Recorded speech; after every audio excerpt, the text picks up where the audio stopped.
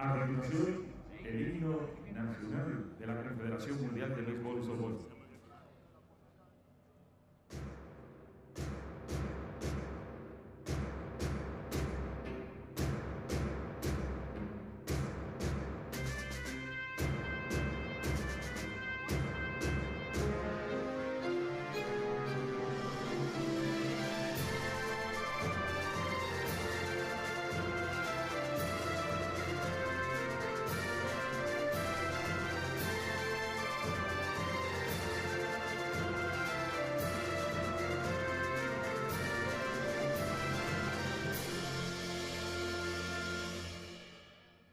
Welcome, ladies and gentlemen. This is a Baseball5 WorldCup Mexico City 2022.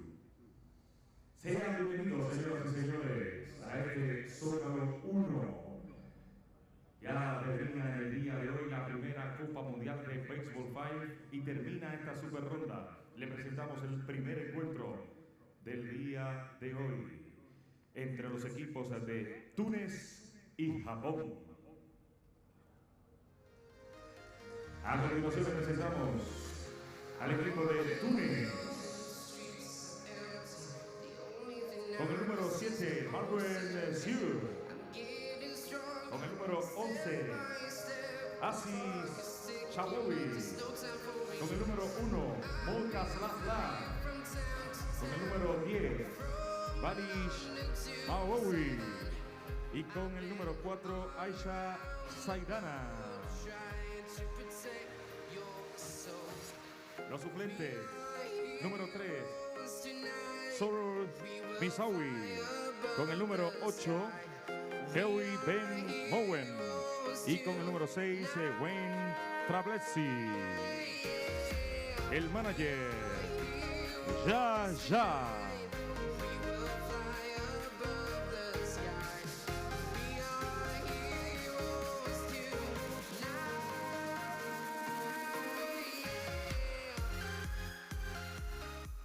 A continuación le presentamos el equipo de Japón.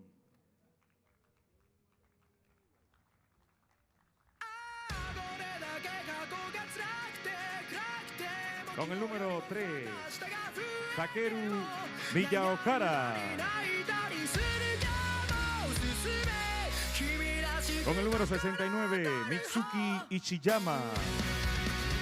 Con el número 38, Miwa Tanaka.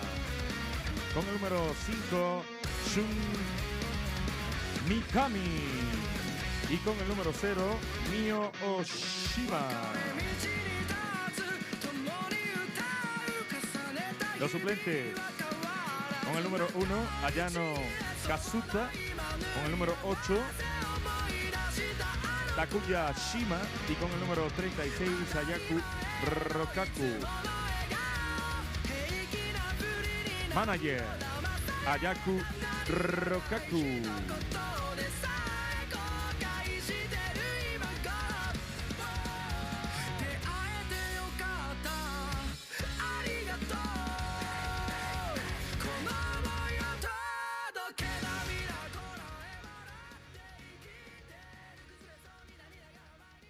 Oficiales, en el home play, Héctor Martínez de México. En primera base, Francisco López de Venezuela. En segunda, José Caballero de Cuba.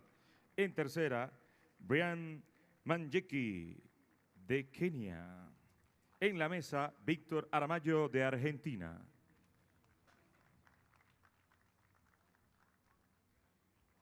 Por favor, todos de pie, descúbranse sus cabezas. El himno nacional de Túnez.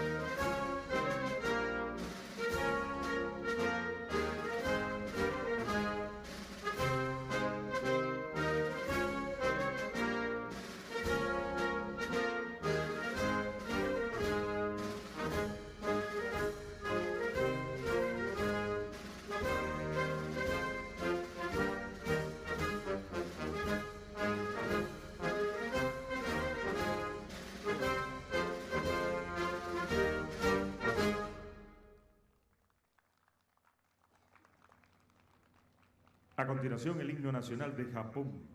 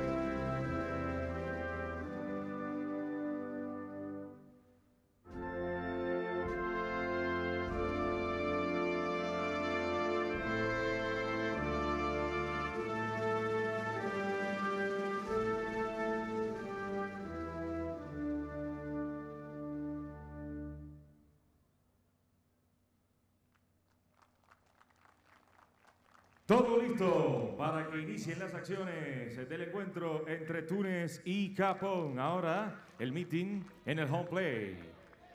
El intercambio de los line-up por ambos managers. And with that, we're ready to begin the last day of the Baseball5 World Cup. That's right, it's Saturday in Mexico City, and it's Japan and Tunisia to get the day started. A Japan national team that had a huge first day in the Super Round, earning a place in the World Championship final tonight. This is the tune-up for the big one against Cuba tonight at 7 o'clock local time. This one against a Tunisia team, which is currently sitting in 6th place in the Super Round standings after a loss last night against Mexico. That was a really great matchup. The Mexico-Tunisia matchup that we saw last night featured a full house.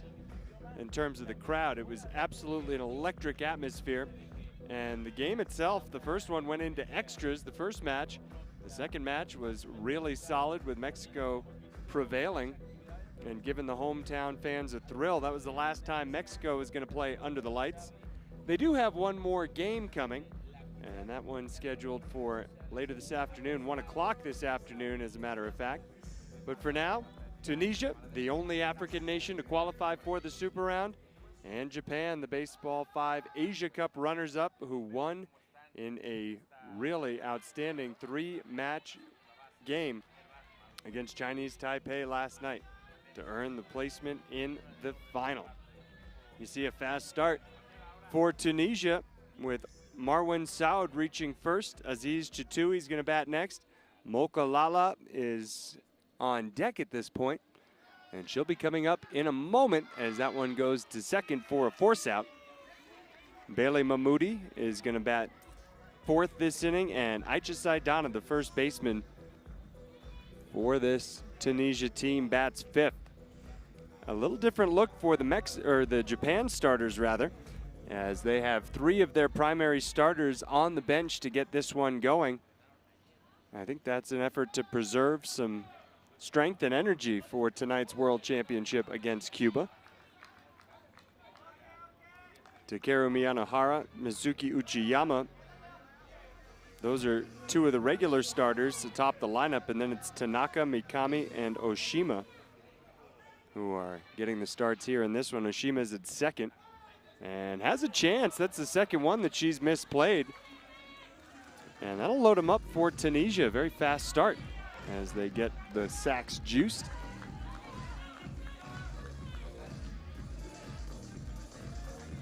Uncharacteristic defensive letdowns for Japan. 2 balls hit right at Oshima. She has not been able to make the plays. They get the out at first, but Tunisia jumps ahead 1-0. And on this Saturday morning, kind of a sleepy morning around Mexico City, much quieter today at El Zócalo than it's been the last few mornings. But we do see some fans starting to more than trickle in, coming in by the handful. And we expect to see good crowds throughout the day today. The Super Round will wrap up with that Mexico game at 1 o'clock. And then we'll pause for a few hours before the bronze medal game gets started at 5. The teams in that one yet to be determined. Good chance it'll be Venezuela and Chinese Taipei, but we'll see how the morning plays out. And then after that game, World Championship final scheduled for 7. Cuba and Japan, a rematch from an opening round contest. And after so many games, I think there's a chance for Japan to pull off an upset. Much of Cuba's tactics have just blown away all of the competition in this tournament. Japan, though, if anybody, in my opinion, has a chance to knock off Cuba, it's the really well-disciplined Japan team that, though they lost 2 games in the opening round, have been getting better, certainly with yesterday's results. A resounding endorsement of their right to play in that championship game. Now with a runner on first, we'll get our first look at Niwa Tanaka. This is where we've grown accustomed to seeing Rokaku in the middle of the lineup. What hustle up the line from Tanaka, but she wasn't able to beat it out safely. On to second goes Uchiyama.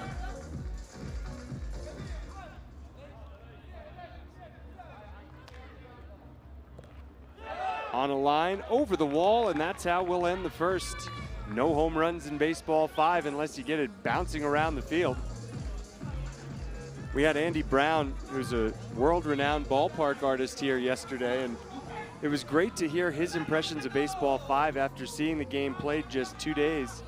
He was here on Thursday in the evening to catch his first couple of Baseball 5 games, and then he came back yesterday afternoon to paint. And he created 2 beautiful works of art. One, the daytime scene here at El Zócalo, one, the nighttime scene. And talking to him about the game, he said something that I hadn't heard anybody say yet, and it was just such a great representation of what this game looks like at times. He said it looks like baseball pinball. And when you get a ball well struck up the middle and it starts bouncing around that top corner, it does take on the look of a pinball machine. With that bouncy rubber ball that weighs 85 grams, so hard to track down, so hard to trap. And I just loved that, you know, it was his interpretation. Takes a creative mind to look at things a certain way sometimes, and there's a great example of baseball pinball. Bouncing off the first base side wall, then the far side wall. And a really good start to this game for Tunisia.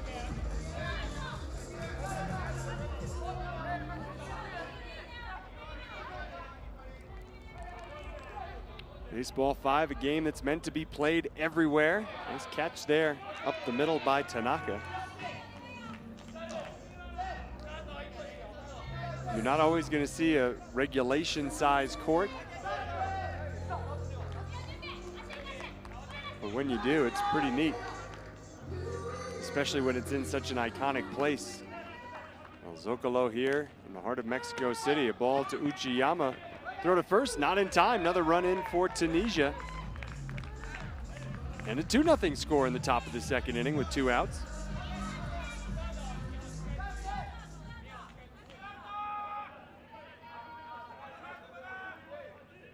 Chatui gets it past the midfielder Tanaka.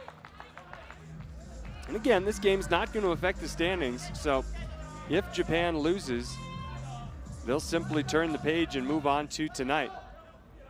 And I truly believe that the top priority for Japan in this game is we get a good throw to first, but it's not in time. A throw home, that'll get the last out of the inning. Nicely done, not giving up on the play and tagging out Ciudad. But I think Japan's top priority today is going to be to keep everybody healthy. You don't want any injuries here in the morning game before the World Championship tonight. And preserve a little bit of energy, because these days have been long and hot. And people have really, really exerted a lot of energy. When you try playing Baseball 5, and we hope you do soon, you'll find out how much energy it takes to sprint up the first base line, sprint around all the bases. 13 meters between bases. And it's just a dead sprint from the second you strike the ball. And if you're on base, from the second your teammate strikes the ball, that's a well-struck one. That'll put a runner on first with one out for Japan in the home half of the second. Trailing 3-0. Bit of a surprising start this morning, though. I can't say I'm too surprised. This Tunisia team that came out of the gate with 2 straight wins has now dropped 5 in a row. And they'll be looking to get on track and close out the tournament with a win. This will be the last game for Tunisia. The teams not playing in the bronze medal game or the World Championship final only have 1 to go.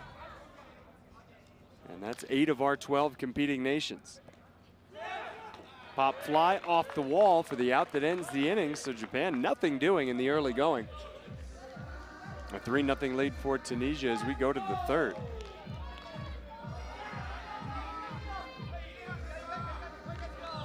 When the group stage ended, there were 2 teams that did not have victories, Korea and Hong Kong. Got to give a lot of credit to Korea for the first day of the placement round, finding a couple of wins.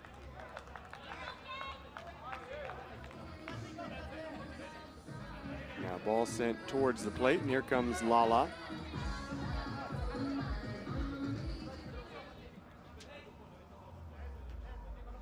Mokalala, she may be a part of the all-world team. We're waiting to see who gets the all-world selections. The first ever all-world Baseball 5 team. It's going to be revealed right around the time of the bronze medal game. And I think the players will be honored at some point tonight, maybe during the closing ceremony. That's the way it's done, at least in Baseball World Cups. Nice play at second. As Oshima helping her team. Good instincts and a good quick reaction off the wall. Some of the requirements for the all-star, all-world team is that there are no more than 2 players from a given nation, and that there is the same requirement for the mixed gender aspect of Baseball 5. So I'm guessing we'll wind up with 3 male players and 2 female players on the all-world team. This one pushed first base side, and a miscommunication about who was going to get that ball. The midfielder, Tanaka, she raced to cover home. That was a smart play. And then on the left side, Miyanahara and Oshima both looked at one another expecting they were going to go after the ball. And so the base is loaded for Tunisia, already leading 3-0 here in the top of the third inning. Hard hit ball, that's going to score some runs. At least one of them. And everybody's going to be safe. Base is still loaded with the score now 4-0. Be a big win for Africa here to take down Japan. Kenya had a big win last night. Matter of fact, Kenya actually has more wins in the tournament than Tunisia does overall. They finished the opening round tied at 2-3. And throw first, not in time. 5-0 Tunisia in the top of the third inning. Again, Japan not playing a lot of the regular starters here.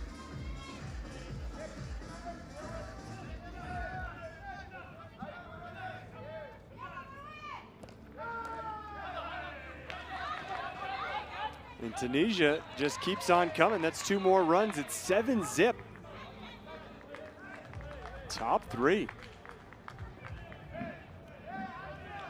Japan was practicing on this court for nearly an hour this morning. I was shocked to get here at 8:30 and find them already mid-practice, and they just kept on playing. All different combinations in the infield as the short to second flip from Mikami to Oshima ends the top of the third inning. They want to win them all, no doubt about it, but that's a secondary concern. World Championship is the primary goal at this stage for Japan. And we'll see what kind of effort they put forth through the rest of this opening match. Down by 7. Just don't see it coming back for Japan, as defensively sound as Tunisia is. And there's a great example as a good grab at third with the long stretch. Saidana at first, one of the better defensive first basemen in the tournament. She's been out there every single match for Tunisia. That's her spot. Line drive up the middle, 2 gone. Oshima tried to get it past Ciudad. Oftentimes the big man, number 10, Beli Mahmoudi, has been positioned up the middle for Tunisia, but he's over at third for this one.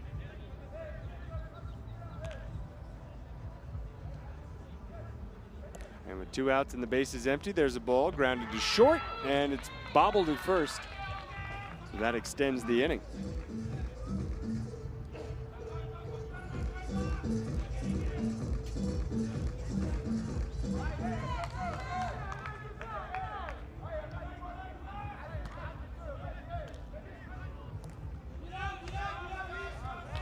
Underhand flip. Out at first base is Uchiyama. And I think that was a good indication of Japan's priorities there. Uchiyama's got really good speed, but he wasn't quite going 100%, as he's got to save that energy for tonight, not risk any type of injury.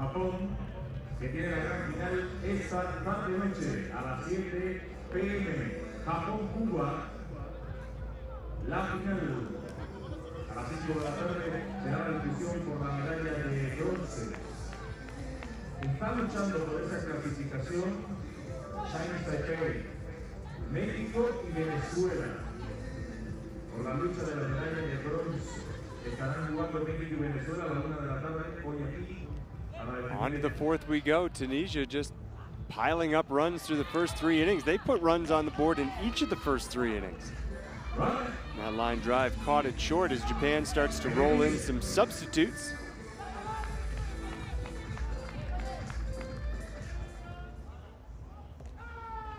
And there's Rokaku, one of the other substitutes. And look at how Japan's defense has immediately improved as they get some of the starters back in the lineup. Rokaku up the middle, Shima at short. That moves Uchiyama over to third. Ayano Kazuda is the only player for Japan who hasn't yet come into the game. And look at that, 1-2-3 inning, nicely done. Uchiyama, the underhand flip with some zip. Bring up Japan in the bottom of the 4th inning. The home team, because of their higher placement in the Super Round standings,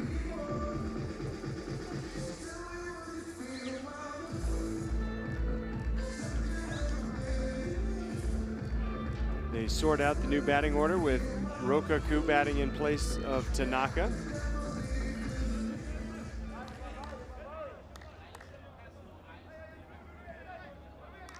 Ayano Rokaku from the back of the batter's box. As that one bobbled at short by Lala.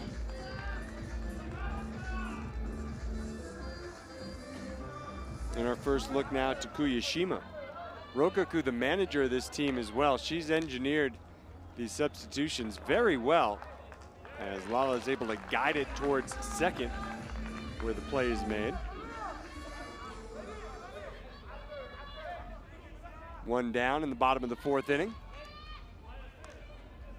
Another chance for Oshima. She hit it short of the line, so out at first base. I guess out at home plate. And back to first base for Shima.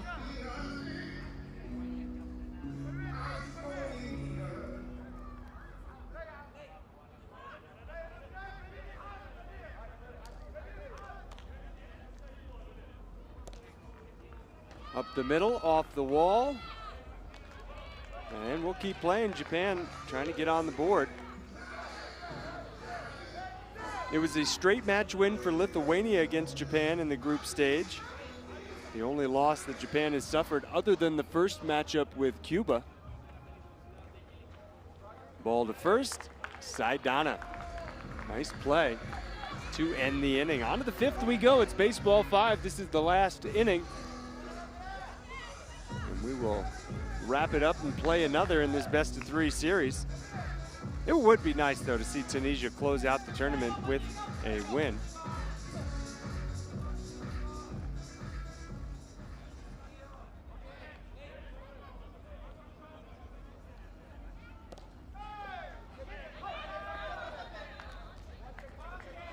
Good play, but not the Rokaku that we've come to expect throughout this tournament. Knocking it down, but not squeezing it cleanly.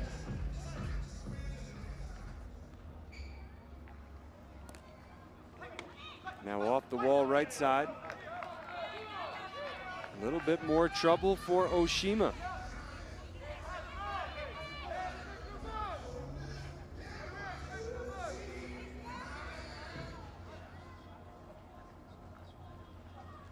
Hit softly over the line. That's the move 'em over play. Play that Japan has really perfected. We've seen some other teams go to it occasionally. Look out when this guy comes up. Mahmoudi likes to go hard up the middle. Rokaku should be alert. Goes right side instead. That'll bring in the run. He looked at the field and changed his tactic a little bit.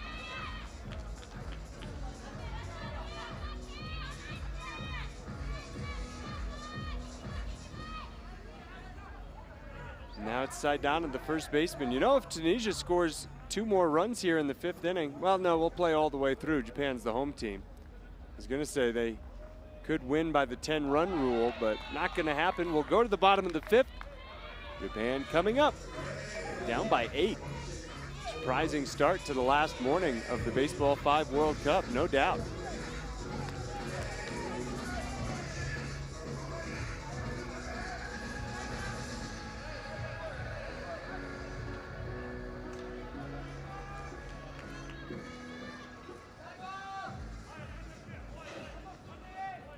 Tossed into the batter's box where Rokaku, who led off the 4th, leads off the 5th. Her second look in this game. And she hits it hard up the middle, off the wall. I think she was trying to drop it just in front of the wall. And if you haven't seen anybody successfully hit a Baseball 5 pop-up, you've missed out. Those are some of the most fun plays to watch.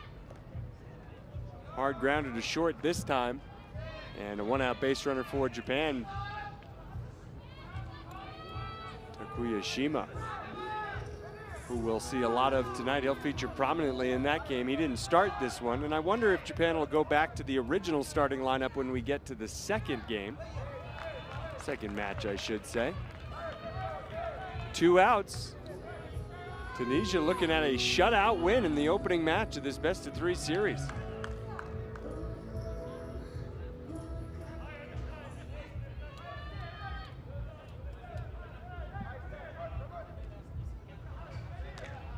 Miyanohara. And the tag out to end the opening match. Tunisia 8, Japan 0. Big start for one of our 3 African nations here on Zócalo Field 1. And another match coming in just a few moments. We'll step away and bring it to you. Thanks for tuning in to the last day of the WBSC Baseball 5 World Cup.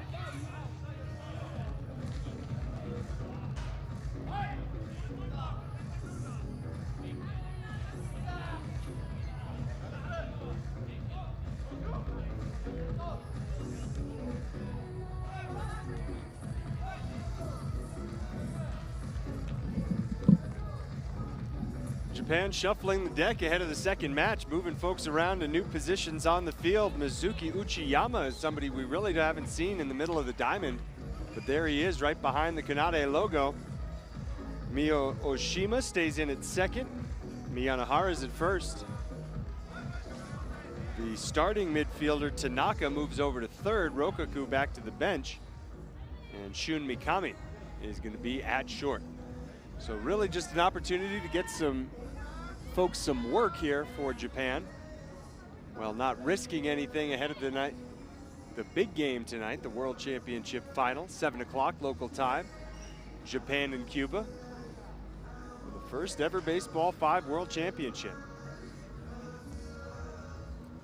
We don't know who our officiating crew will be yet for that game. Forgot to introduce you to our officials here, as we have officials from 5 different nations represented on the field. Hector Martinez from Mexico, Francisco Lopez from Venezuela, Jose Caballero from Cuba, Brian Maniecki from Kenya over at third, and at the table, Victor Armayo.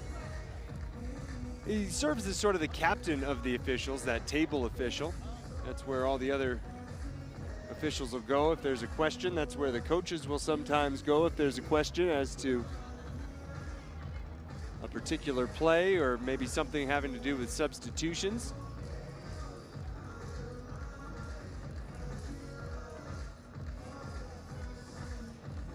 And there may be a question about something having to do with substitutions here as we look over at the Tunisia bench. Japan was ready to go. They were in formation defensively, but no sign of a batter yet for Tunisia. And Francisco Lopez at first, I think, pointing to his watch, saying, we got to get this show on the road.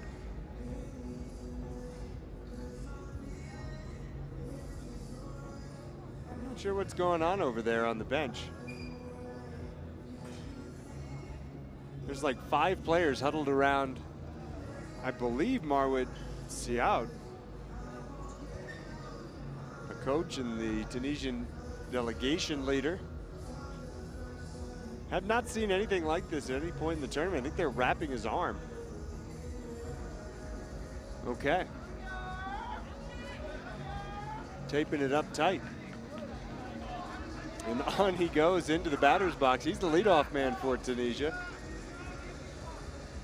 I would think that'd be pretty tough to bat with your arm tightly wrapped. But then again, if you'd seen me hit yesterday, you wouldn't be taking my advice on the way to get into the batter's box. And it seems to work out nicely for Ciudad as he pumps it through the left side. And on we go. Tunisia looking to make it a straight match win. Looking to take 2 in a row from Japan. I'm so used to calling them world #1 Japan from the WBSC World Baseball Rankings. But we don't have any WBSC Baseball 5 rankings yet. We will after tonight. We'll be able to tell you 1 through 12 in the Baseball 5 world.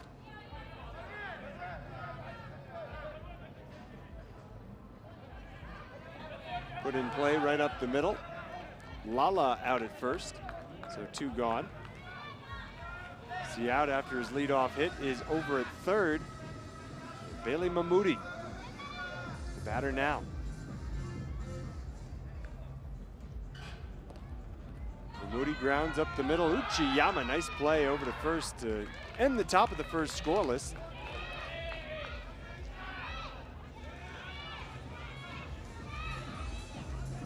Looking at yesterday's Super Round results, first for Tunisia, they had the really tough task taking on Cuba in their first match of the Super Round. Lost the first match 10-1, lost the second 11-1 in 4 innings. Those sound like lopsided scores, and I guess they are, but really, to hang that close to a Cuban national team that's been blowing folks out is some accomplishment. I want to give Tunisia a lot of credit for the way they played in that one. I watched most of that one and enjoyed it. They were competitive, and they've been competitive throughout this tournament. Then last night, taking on Mexico under the lights, dealing with the raucous home crowd. First one went to extra innings. It was tied at 1 after 5. Nobody scored in the first extra inning, the 6th inning. That one began with runners on first and none out. And so on we went into the 7th, and when you get to the 7th inning in Baseball 5, you start with runners on first and second and nobody out. Certainly makes it easier to score. And score Mexico did. They put 3 runs on the board in the top of the inning. Tunisia couldn't answer. They lost the opening match 4-1, and then Mexico with a shutout victory 2-0 in the second match. Pretty good stuff. Really competitive game. One of the most competitive games, I think, of the entire tournament. We had two of those back-to-back. First, it was Japan and Chinese Taipei. As Japan races out to an early 2-0 lead, scoring twice in the bottom of the first. The Japan-Chinese Taipei was a Baseball 5 instant classic. It was one of 4 games yesterday that went the full 3 matches.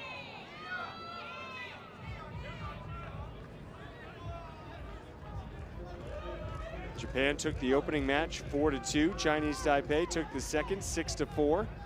Japan took the last 5-4.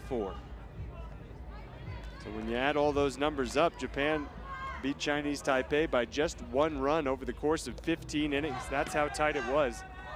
And those numbers are very accurate reflection of just how close it was. That's a pretty close play at the plate for the second out of the inning. Tunisia fired up to get that second out.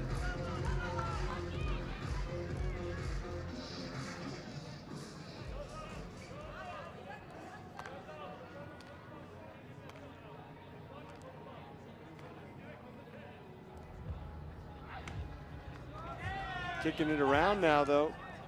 Chatui couldn't make the play cleanly. Almost getting the runner at third, but it's 3-0 Japan. Interesting switch by Hector Martinez, the home plate official. He moves over to the first base side. We've seen home plate officials camp out almost exclusively on the third base side of things. Japan making a statement here in the bottom of the first. I don't think they particularly enjoyed being shut out in that first match.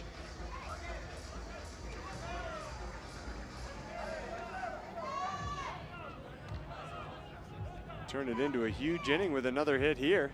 Already a big one. And it is a 6-run bottom of the first for Japan. Tunisia looking around, palms to the sky as if to say, what happened? Between that last one and this one.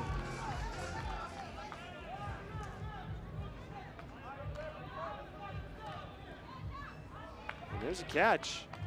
See if Tunisia can get going. Or we might be headed for a 3-match opener this morning. I'm not sure Japan was really looking to go 3 matches this morning. The next game here on Zócalo Field 1 will feature Chinese Taipei and Cuba. That great super round matchup. Mexico and Venezuela to wrap up the super round at 1 o'clock local time. Coming off the thrilling victory last night, Mexico is going to look to make it 2 in a row.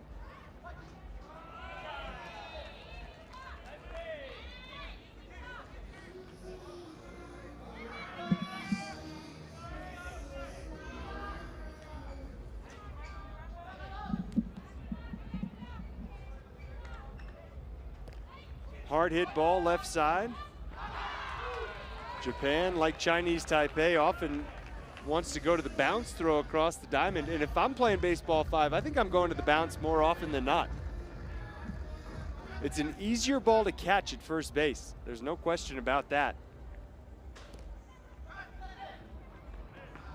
And I think you could be just as accurate. The only thing you lose in that transaction is a little bit of speed. Obviously, if you whip it across the diamond like a baseball, it gets there a little bit faster. But so many times when I see a player go to a bounce and I think, oh, you know what, that's not going to get there in time, it does.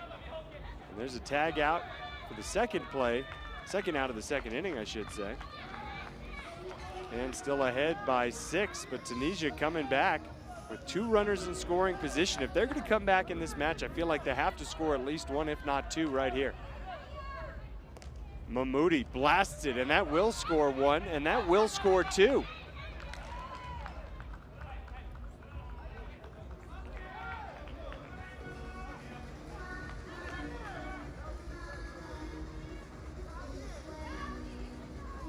bit of a collision at home plate.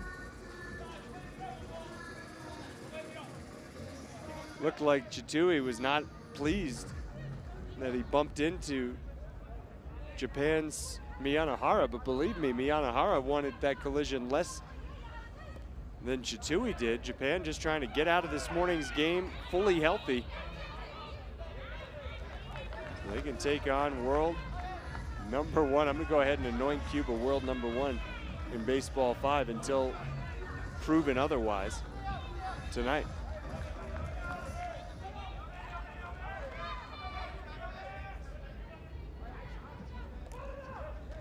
Hard hit ball to third. The bounce play across the diamond for the out that ends the inning. Tunisia gets 2.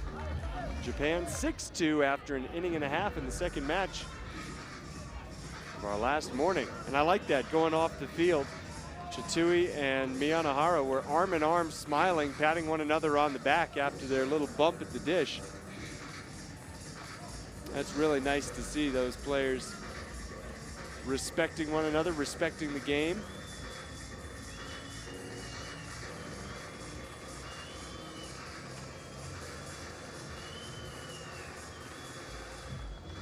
The fans starting to make some noise here. There's the entire South Africa national team in the house. Kenya has its team here as well. Those two squads played a big one yesterday, with South Africa taking it in 3 matches. The opener 1-0, the third match 5-2, though Kenya snuck a win in the middle 3-0. South Africa then beat France in 2 straight, 6-1, 2-love. So it was a big day for South Africa in the placement round. Previously winless Korea with wins over Hong Kong and Lithuania. That Lithuania team was very close to reaching the super round, but then they've sort of faded. And they played their last one this morning over on Zócalo Field 2. Tag out there on the back of Tanaka. 2 gone, Uchiyama at second.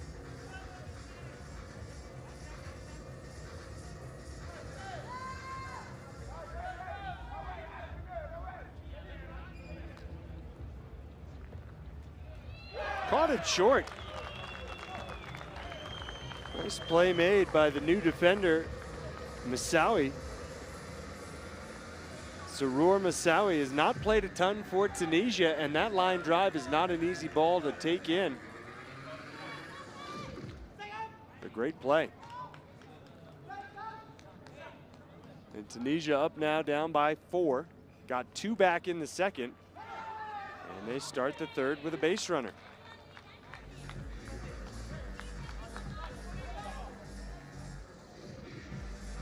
Told you about Japan's thriller against Chinese Taipei last night. Also took on Venezuela in the morning. That was a game where, if you looked at the standings going into it, Venezuela was the favorite, having gone 5-0 in the group stage versus 3-2 in Japan's case. But Japan, after winning the opening match 1-0, scoring in the 5th inning to win it, snapping a scoreless tie, seemed to really douse the spirits of Venezuela. And it was a convincing win in the second match. As the throw home is not going to get the out. Japan was trying to call for time. They couldn't get time granted. And they score a run, does Tunisia as a result. 6-3.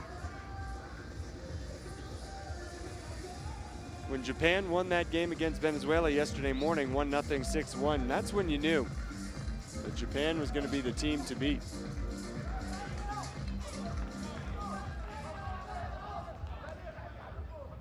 Yesterday, really their day, earning that place in the World Championship final tonight. Runner goes to third for Tunisia as Masawi makes an out.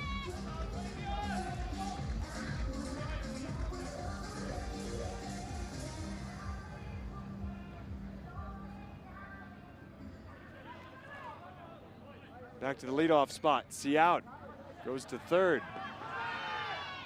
out the call at first base. So Tunisia adds one more to its total, up to a 6-3 game, with Japan coming up in the bottom of the third. Will Tunisia be able to come all the way back? And that becomes the question. Are we headed for a 3-match game? This one not being played with the lightning pace that we've seen oftentimes throughout this tournament. Big smile on the face of Oshima. Immediately after making contact, she realized she got under it. It was going off the wall. As Moussaoui's taking over at short for Tunisia, that means Lala has gone over to play first. And that was another one off the wall on a fly. Miyanohara. 2 swings, 2 outs.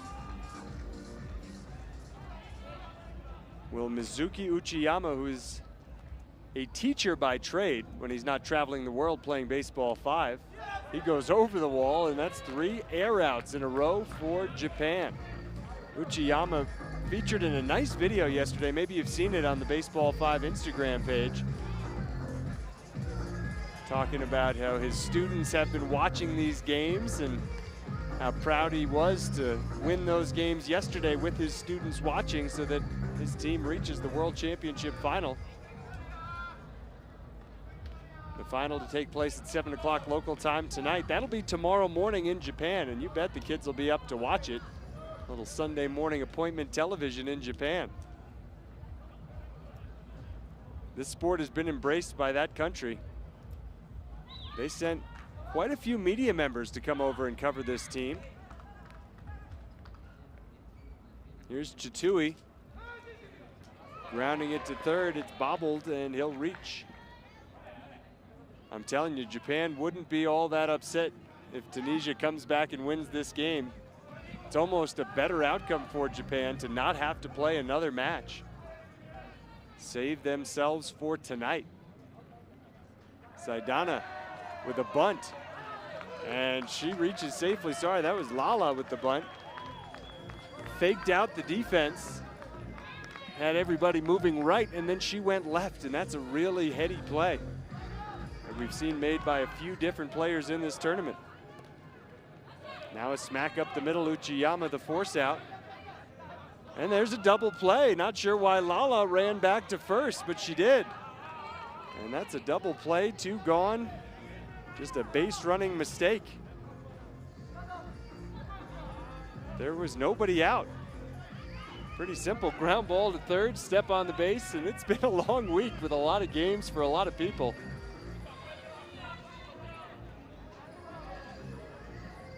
I'm not sure, maybe she thought the ball was caught in the air. That's probably what happened. That's why she was retreating to first base. Oh, and that's too bad too, because a well-placed ball left side would have loaded him up with just 1 out. And here comes Marwin Siaud.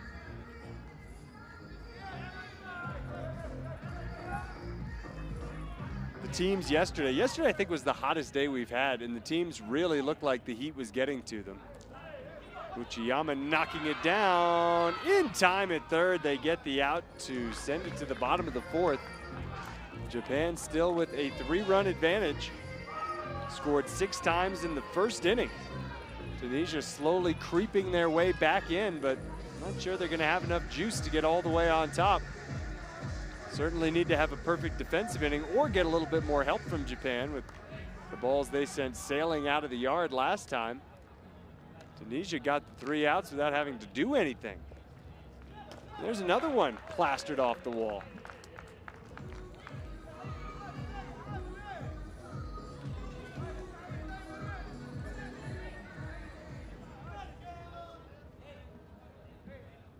That's 4 straight for Japan that they've hit them either over the wall or off the wall. And now they do get a base runner. First one they've put on the ground in a little while.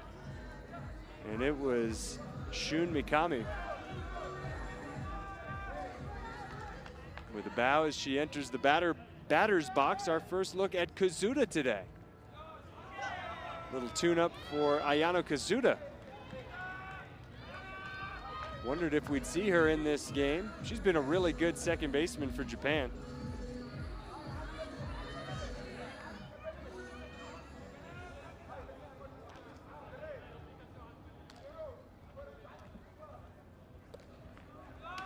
Yonahara calibrated before putting it in play. 2 gone, first and third. Tunisia needs to be tight defensively here.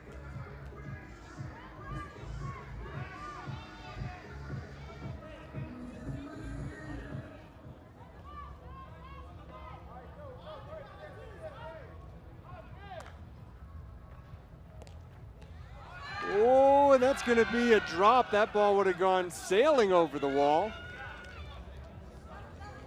And with 2 outs, there's no possible upside to catching it. Sometimes it is in your best interest to catch it, even though you know it's going to go over the wall or off the wall, because you can turn a double play, but not with 2 outs. That was just a little bit of a mental lapse by Mahmoudi. And now it's back to Niwa Tanaka. He grounds it up the middle. Throw goes home, tag applied, on the back, in time for the out that ends the inning. Nice play from deep up the middle. Japan gets an insurance run though, so we'll go to the 5th, 7-3 Japan. In the last super round game for these 2 teams, last game overall for Tunisia at this tournament. They'll need a 4-run frame to force the bottom of the 5th, otherwise we're going to a 3rd match.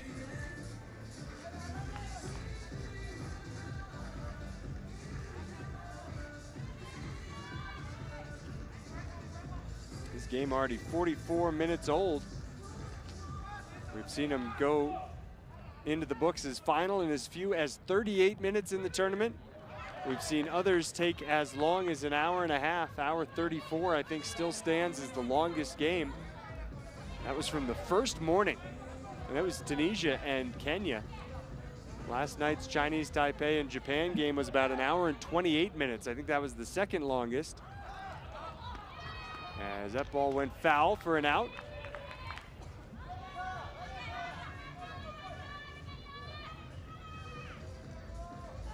Here comes Mahmoudi.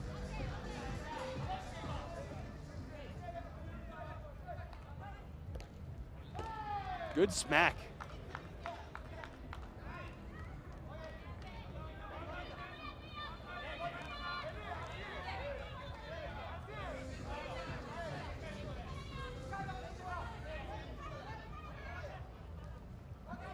Now pop up to first, they get the out there, 2 away. Japan about to win this game unless Tunisia goes on a heck of a run. You say that, but then you think about it, just 1 hit here from Ciudad would probably score 2. You're looking at the tying run coming up in the box.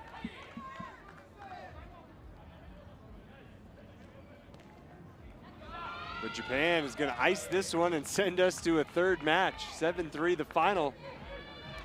And we will do it one more time. 5 more innings for Tunisia in the first ever Baseball 5 World Cup.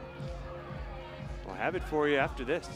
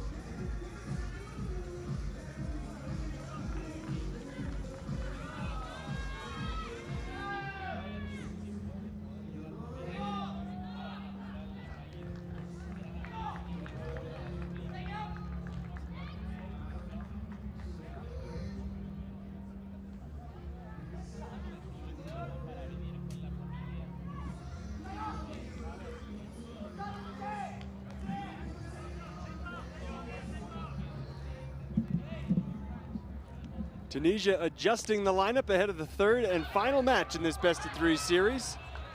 The leadoff batter, Helmi Ben Momen, reaching safely to send us on our way.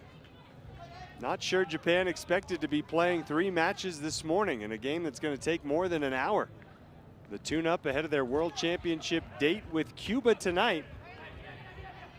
A lot of the studs staying on the bench for the most part, including Rokaku, the player manager. And already a fast start for Tunisia. 2 runners on. Nobody out. Mokalala. She's going to be out. She's winning the race at first, but she's out at home plate for leaving the box early. And the runners will have to go back to first and second.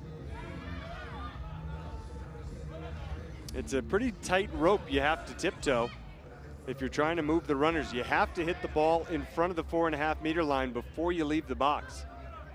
And that time she didn't do it. And now knocked down at second, but there's no play to be made. So the sacks are juiced.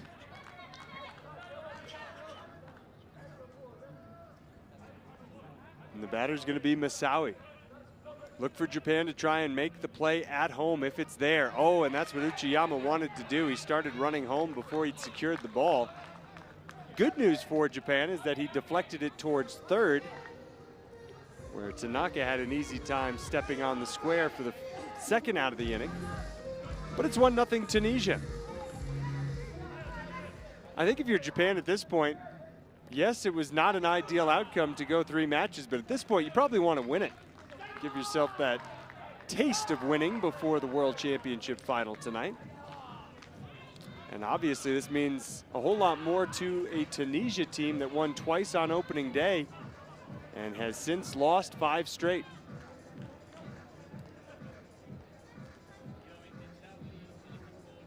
Staying in at second is Helmi Ben Momen. He's got Lala to his left at first.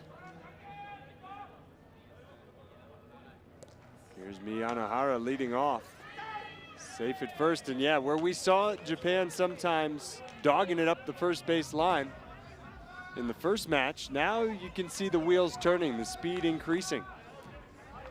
They're playing to win. Here's Uchiyama.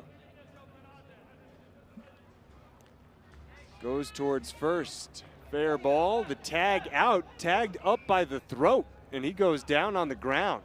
Come on now. That is not a nice looking play. That's a great view of it right there. This Tunisia team has played with an edge throughout the tournament. That was not a good looking play.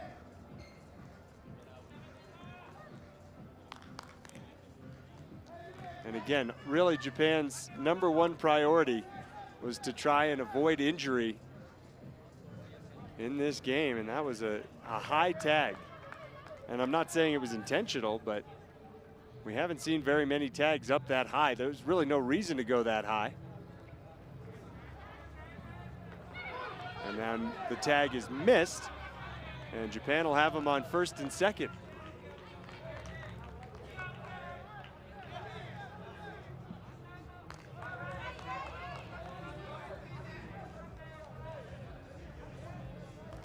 Here's Mikami.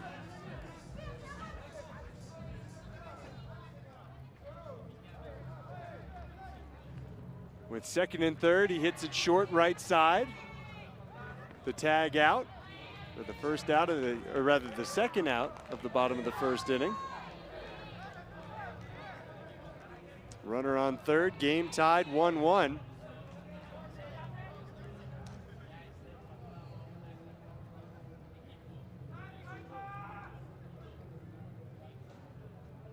Quick conversation at the officials' table.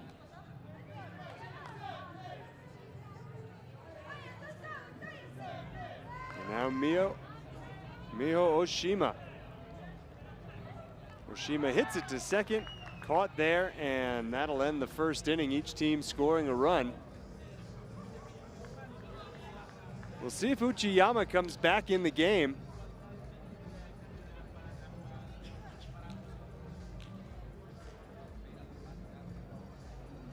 He's still checking out around his chin. And he is staying in the game.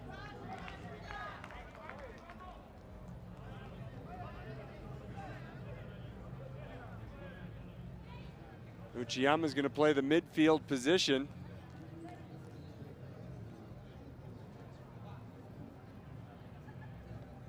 And the leadoff batter will be Chitui. Bounces it short of the line and gets out.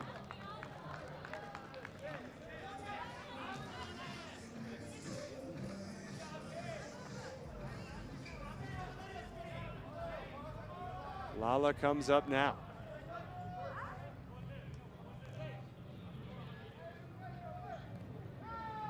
That one barely on the line. Throw over to first in time for the out on a bounce. Really nice play from third base by Tanaka.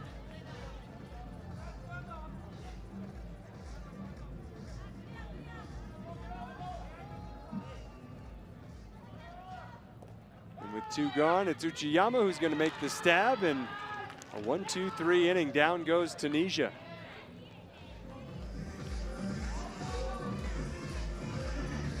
Now the game's starting to shift into who's going to win this test of endurance. And that's not something you really think of a lot with Baseball 5. Yes, it is a test of endurance, and the fact that it takes a toll on your body to be sprinting so hard, so often, because with only 5 batters and the game moving so quickly, you do have to come up to bat a lot. But the test of endurance, and that we're going to go over an hour in this match, not something that these players have dealt with all that often. Though Tunisia, I think, on average, have played the longest games of anybody. Uchiyama there hit it into the ground, short of the line, so he's out, number 2. Bringing up Tanaka.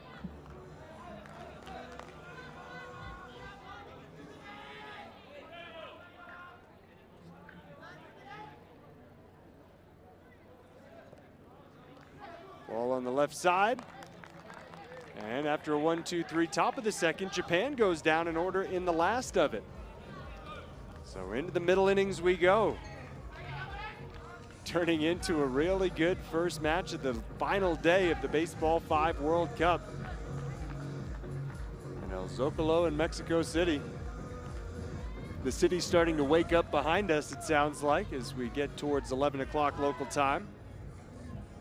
Folks out to enjoy the day. Sun's starting to break through too. Waking up this morning, a little bit of haze hanging around the sun.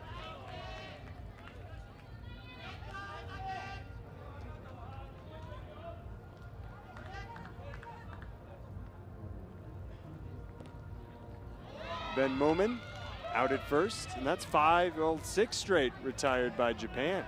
Tunisia having trouble getting runners on. Uchiyama, he looks mad after taking that ball up high.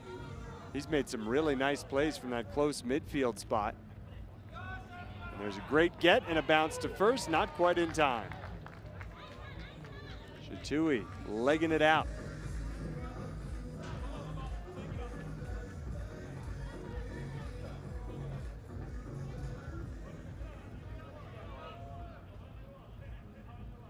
Lala, the hitter, hits it softly to short. The underhand flip gets her. And still 1-1 with Japan coming up in the bottom of the 5th. I'd look to see this team take a lead here. I'll be really surprised if we get into the 4th still tied.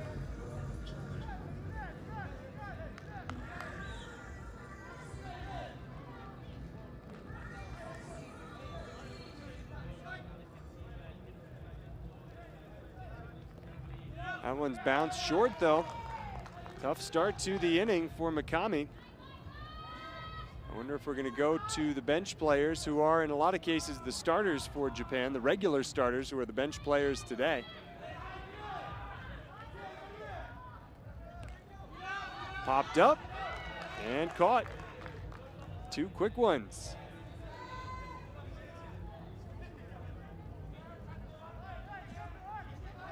And yeah, they're going to start to bring in some of the big guns. Here's Takuya Shima. Shima hits it hard to short. It's caught. So I was wrong. On to the fourth we go. Still tied at 1.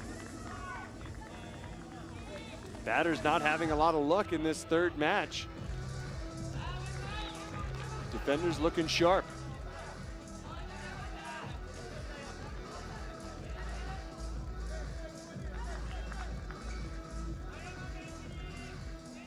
Japan over at the officials table to get everything sorted out.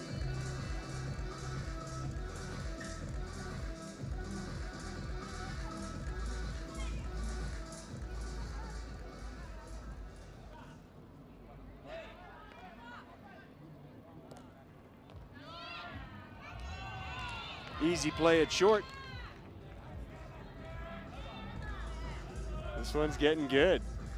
Masawi came into the game in the second match. She's looked terrific to short. I don't think she's reached base safely yet as a hitter. And that will continue to be the case here. I think I like when Japan goes to the bounce throw. It's after there's some sort of bobble. If they come up with the ball cleanly, then they throw it hard and straight across the diamond. But if the initial play isn't made right away, that's when they bounce it, and that was caught. So there's 3 outs in the top of the fourth. Here we are in a spot where Japan, with just 1 run, could force Tunisia up against the wall down to its last 3 outs.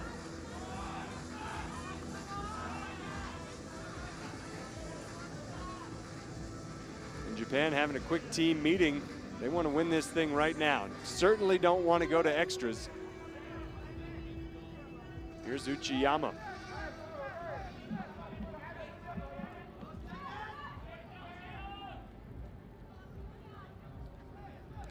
Uchiyama hits it softly right side. 1 away. Surprising that that's the ball that Uchiyama went to there. He's got a lot of power. And there was good coverage on that side of the field. Now Tanaka. Tanaka goes short to the third base side and reaches. Potential game-winning run on first for Japan. I guess it's a go-ahead run in the 4th inning, but it just feels like if one comes across for Japan, Tunisia will have a tough time matching it.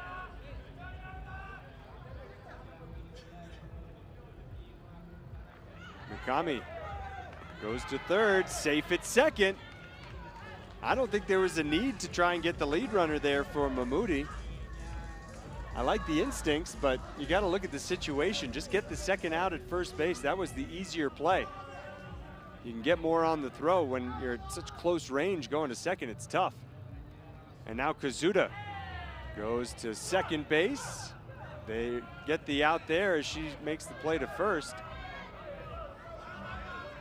And here's the spot, trying to break the tie to Kuyashima. 1-1 in the bottom of the 4th with 2 outs and 2 in scoring position. Japan getting ready to get excited. He goes to third, throw to first. Oh, the out call is made. Looked like he beat it. That would have broken the tie. Instead, we will go to the 5th, tied at 1. That was as close as the plays come at first base. Kuyashima kind of shaking his head as he gets to his shortstop position. That was, I guess, too close to really fault the call. And now Chitui leads off, lining it foul. And if Tunisia does not score in this inning, then it's really an opportunity for Japan to walk off with the win. And I wonder what Chitui was doing. Instead of just going to the bench after lining out, he just kept walking up the first base line shouting. And the throw to first here is in time for out number 2.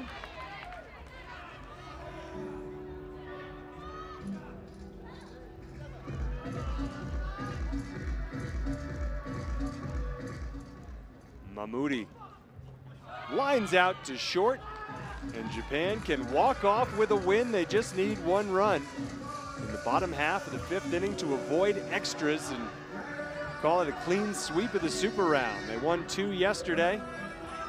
A big win against Venezuela in the morning, the even bigger win against Chinese Taipei in what was effectively a semifinal matchup. The winner knowing that they were going into the championship game against Cuba. Here's Uchiyama. Uchiyama smacks it off the wall on the right side. He hit it off the wall on a fly. Players really struggling to find holes on both teams. Japan scored 6 in the first inning of the second match, just 2 runs in 10 innings since. Tanaka pops out, 2 gone. Might be headed to extra innings. Japan will need to go on a run to avoid that. Shun Mikami looking to keep the inning alive. Get Kazuda up, and that he does.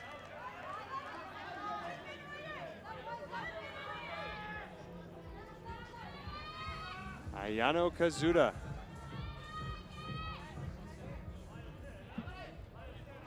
Ayano bows, goes into motion, hits it up the middle. That's a hit. Throw to third. Tag is late. And Kazuda scoots into second. That run doesn't mean much, but here we are. Japan with a hit will walk off with a win. Any kind of hit'll do. Shima thought he did it last inning, thought he'd beaten out the ball to first base. He goes hard to short, and Japan walks off with a 2-1 win.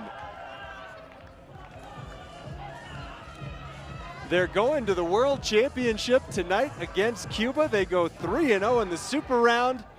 And for Tunisia, a tough finish to the tournament. They started with 2 straight victories on Tuesday, but then dropped the next 5 to finish the tournament at the bottom of the Super Round standings. Still a 6th place finish, very good for a nation that had never competed in a WBSC World Cup event before. Tunisia, the 79th nation to become a competitor in a WBSC Baseball 5 or baseball or softball event, any of the 3. And they hung tough against one of the best in the world, Japan. This match lasting over an hour, about an hour and 5 minutes. But Japan, after dropping the opener, wakes up and wins the next 2. They'll go take a break, take a rest, and take on Cuba for the title of world champion tonight at 7. Glad to have you with us for this one. Stick around, we've got Chinese Taipei and Cuba. Another great matchup to follow. That game less than half an hour away. And you can find it live on our WBSC network coverage. Thanks for tuning in, and congrats to Japan on a big, big win.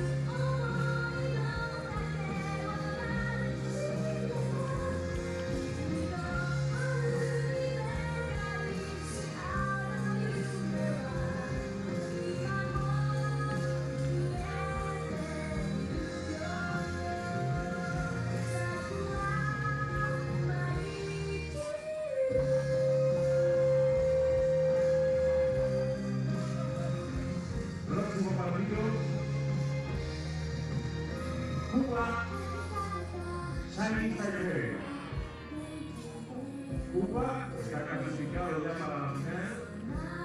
Taipei busca su institución y la medalla de bronce, la contribución por la medalla de bronce que queda hoy a las 5 de la tarde.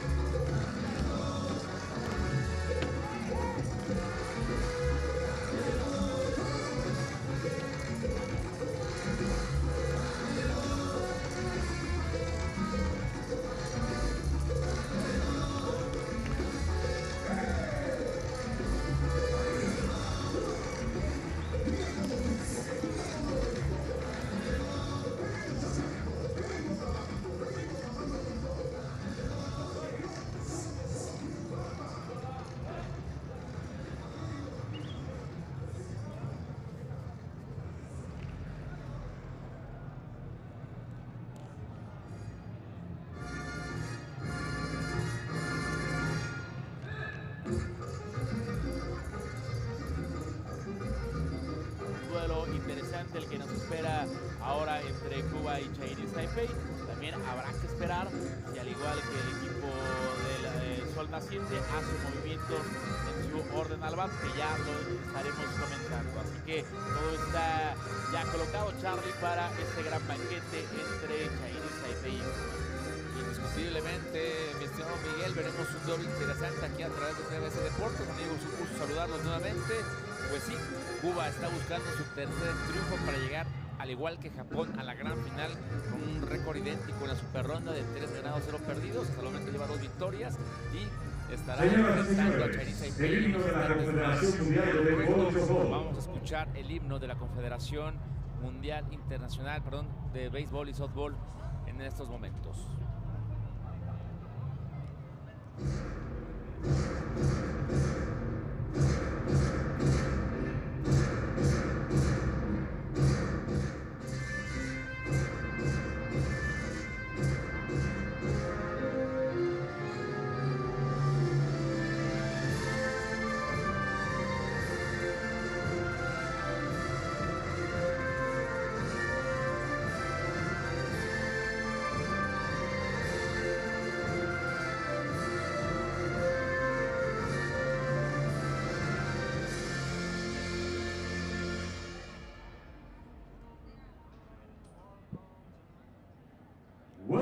Para empezar a desfilar ambos equipos que jugarán este segundo encuentro del día, ya en el cierre de actividades del día sábado de lo que ha sido este Mundial de Baseball 5. Realmente una organización extraordinaria, ambiente inmejorable, y hoy el clima también acompaña. Realmente ha sido el día más tranquilo en cuestión de calor, viento y demás, así que todo está puesto para un gran día. Tristemente cierre de actividades, pero también feliz porque se ha dado un magnífico evento aquí en la capital del país, Charlie. La primera ocasión que se organiza este Mundial de Baseball 5, y vaya que todo ha salido por nota aquí en la capital de la República Mexicana. Sí, ha sido una semana de intensa actividad en esta primera edición de la Copa Mundial de Baseball 5.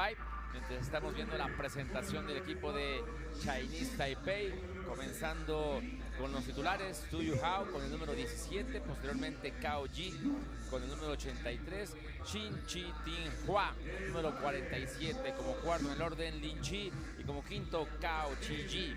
En la banca estarán Chiu Chun, Lin Yu Chiao y Lin Chie Yu.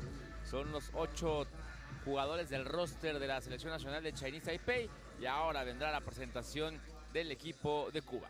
Correcto, que a diferencia del equipo japonés, que guardó ciertas armas en el juego pasado, que termina por derrotar al equipo de Túnez, el equipo cubano sí va con todo el arsenal a este encuentro. Así que empieza a desfilar el primero en el orden con el número 25, Orlando Amador Molina, con el número 1, segundo en este orden al bat, Briandy Molina, tercero Roibelis Núñez con el número 46, cuarta en el orden Shakira Arpiazu con el número 10, y por la inicial, que ya ha sido costumbre observarla ahí prácticamente siendo una muralla, con el número 2, y cerrando este orden al bat, Yetis Arcia. Así que este es el orden al bat con el cual enfrentará al equipo de Chinese Taipei. Los sustitutos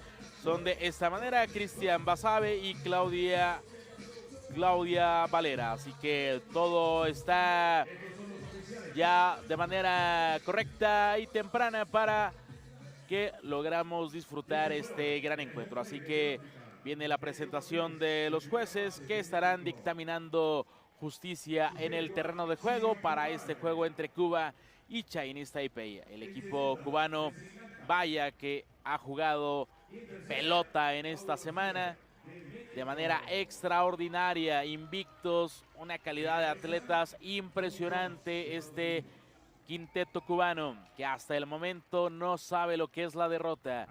Así que es momento de guardar silencio y escuchar de manera respetuosa los himnos nacionales de Chinese Taipei y Cuba.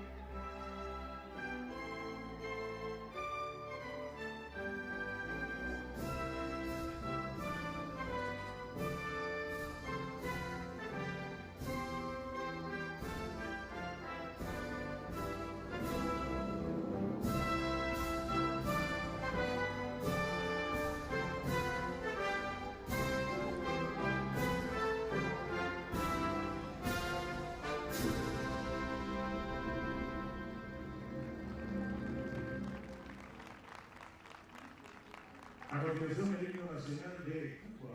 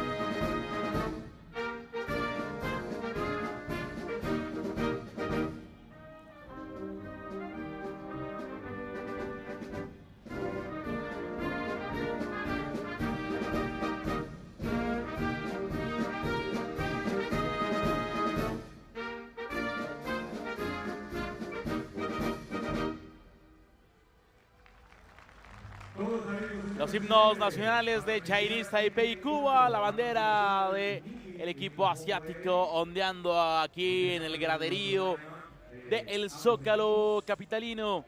Así que todo listo para este segundo duelo de la cartelera que tenemos este día. Recordar que más tarde el equipo nacional mexicano estará enfrentando a Venezuela en punto de la 1 de la tarde, tiempo del centro de México. A las 5 el duelo por el tercer lugar y a las 7 de la noche el juego de esta semana. Japón ante Cuba, 7 de la noche, tiempo del centro de México. Así que mejor plan no puede existir, Charlie, amigos. Así que háganse presentes aquí en el Zócalo capitalino. Exactamente, Miguel. La verdad es que la invitación está abierta, la entrada es libre, además de todo, no tiene ningún costo para ninguno de los asistentes. Pueden venir, pasársela muy bien en familia, conviviendo aquí en la capital del país, sin costo alguno para ustedes. Mientras vemos aquí la gráfica de cómo está el torneo, cómo se conformó la super ronda por los 6 mejores equipos, los 3 primeros lugares del grupo A, los 3 primeros lugares del grupo B, se enfrentan todos contra todos y de ahí se sacan a los 2 mejores equipos que estarán disputando la final el día de hoy a partir de las 7 de la noche en esta plancha de la Constitución, en este Zócalo capitalino, todo a través de TVC Deportes y a través de Mega Sports, el duelo por el tercer lugar. Aquí por lo pronto play ball, empieza el ataque del equipo oriental, Chinese Taipei, el primero en el orden al bat por parte de este equipo, Tuyu Hao, se envasa con imparable, ahora a batear Cao Ji, el segundo en el line-up del equipo Chinese Taipei. Jugadores que usan uniformes con mucho contraste, rola que es out por regla, la pelota no pasó la línea que une la raya de tercera y primera base, así que tenemos el primer tercio de este encuentro. A batear ahora Chin Chi Tin Hua, tercero en el orden, número 47 por parte del equipo de Chinese Taipei. Va a venir con su contacto sólido por la tercera base, no lo puede contener la jugadora número 2 del equipo de Cuba. Nos referimos a Lietis Arcia, así que todo el mundo queda quieto corredores en primera y en segunda con solamente una out. A batear Lin Chi, esta señorita que usa el número 7 en el uniforme de la selección nacional de Chinese Taipei. Viene con su contacto por la primera base, lo agarra el intermediarista, le gana la carrera Lin Chi. Así que la casa está llena de jugadores orientales. Ahí discuten un poco el segunda base. Núñez junto con Aspiazu, porque no cubrió a tiempo la primera base. Se cierra por completo el cuadro de Cuba. Los 4 jugadores están dentro del campo. El tiro es a home, out en el Pentágono. Ponen fuera de combate a Tuyu Hao. Gran jugada defensiva del campo corto cubano, tirando a la goma para sacar out al primer corredor que intentaba pisar el home. Por lo pronto viene nuevamente Tuyu Hao a batear con la casa llena. Rola que toma el señor Brandy Molina. Consigue sacar el out por la vía 31. Así que 5 bateadores de Chinese Taipei vinieron a batear. No se anotó carrera. Se sacó un out en home. Estuvieron cerca de abrir la pizarra, pero no fue así. Así que después de media entrada para Chinese Taipei no hay nada. Cuba vendrá a batear. Por lo pronto ya está Orlando Amador en posición para hacer contacto con la esférica por primera ocasión en este encuentro. Conecta la misma por el rumbo de las paradas cortas. Hay que apuntarle imparable a este extraordinario atleta cubano. Vaya que han tenido un grandísimo torneo. Hasta el momento sin errores, jugando gran defensiva. Y en el momento que les da por hacer carreras, vaya que lo saben hacer. Acá puede existir doble matanza. No se queda con la esférica la número 5, Cauchaya. Así que tenemos corredores en la primera y segunda. Ligando imparables el equipo cubano. Momento para Roibelis Núñez Portundo con el número 46. Así que hay corredores en segunda y tercera. Han avanzado. Así que ya coloca gente en posición de anotar el equipo de la isla. Viene Núñez Portundo ya con la esférica. Así que Briandi y Orlando por las almohadillas de segunda y tercera. Soba la esférica, correcta por el rumbo de la tercera. Viene el disparo, safe. Así que está timbrando ya la primera carrera de este episodio Orlando Amador Molina. Así que Cuba ya está por delante en la pizarra de manera rápida y temprana, haciendo sentir el rigor de esta ofensiva que vaya que hace carreras por racimos, y en el momento que se inspiran, vaya que lo hacen al por mayor. Conecta a la esférica Shakira por el rumbo de la inicial. Puede existir jugada, es safe. Así que también está produciendo esta jugadora que estamos acostumbrados a verla por la inicial. También una muralla a la defensiva. Yetis Arcia viene a la caja de bateo. Corredores y corredoras en primera y segunda. Yetis con la esférica. Acá pide un tiempo el manager del equipo cubano. Ya se alistaba Yetis para hacer contacto con la esférica. Ahora sí, le dice adelante el juez. Conecta a la esférica. Va a llegar quieta por la inicial. Así que hay que apuntarle también sencillo. Vaya que está hilando esta ofensiva el equipo cubano. Algo importante. De nueva cuenta en este primer capítulo, Orlando Amador Molina. Por segunda ocasión en este cierre del primer capítulo. Pide tiempo Yetis para amarrarse las agujetas del tenis. Importantísimo que estén lo más cómodo posibles y también por propia seguridad. Así que ya viene Orlando Amador con la casa llena.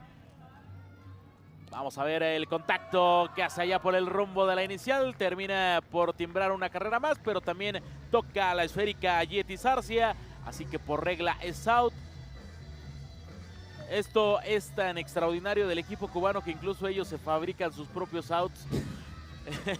Es verdaderamente increíble, Charlie, lo que nos ha regalado el equipo de la isla a lo largo de este gran torneo del Mundial de Baseball 5. Gran jugada a la defensiva, el tiro a la inicial. Va a ser safe y sigue la mata dando para el equipo cubano. Así que anota de nueva cuenta Roibelis Núñez y él mismo es el que viene ahora a batear. Le dan la esférica, la casa de nueva cuenta llena por parte del equipo cubano. Conecta la esférica por el rumbo de la inicial. Va a caer una carrera más. Así que sigue produciendo únicamente un out en la pizarra. Ya son 4 las que están marcando el equipo cubano. Una pequeña reunión. Empieza a hacer ciertos movimientos la defensiva del equipo de Chinese Taipei, que hasta el momento no ha logrado detener a la ofensiva cubana. Shakira conectando la esférica. Se va a quedar con ella de aire de manera correcta Lin Chi. Así que tenemos el segundo out, pero la casa sigue llena.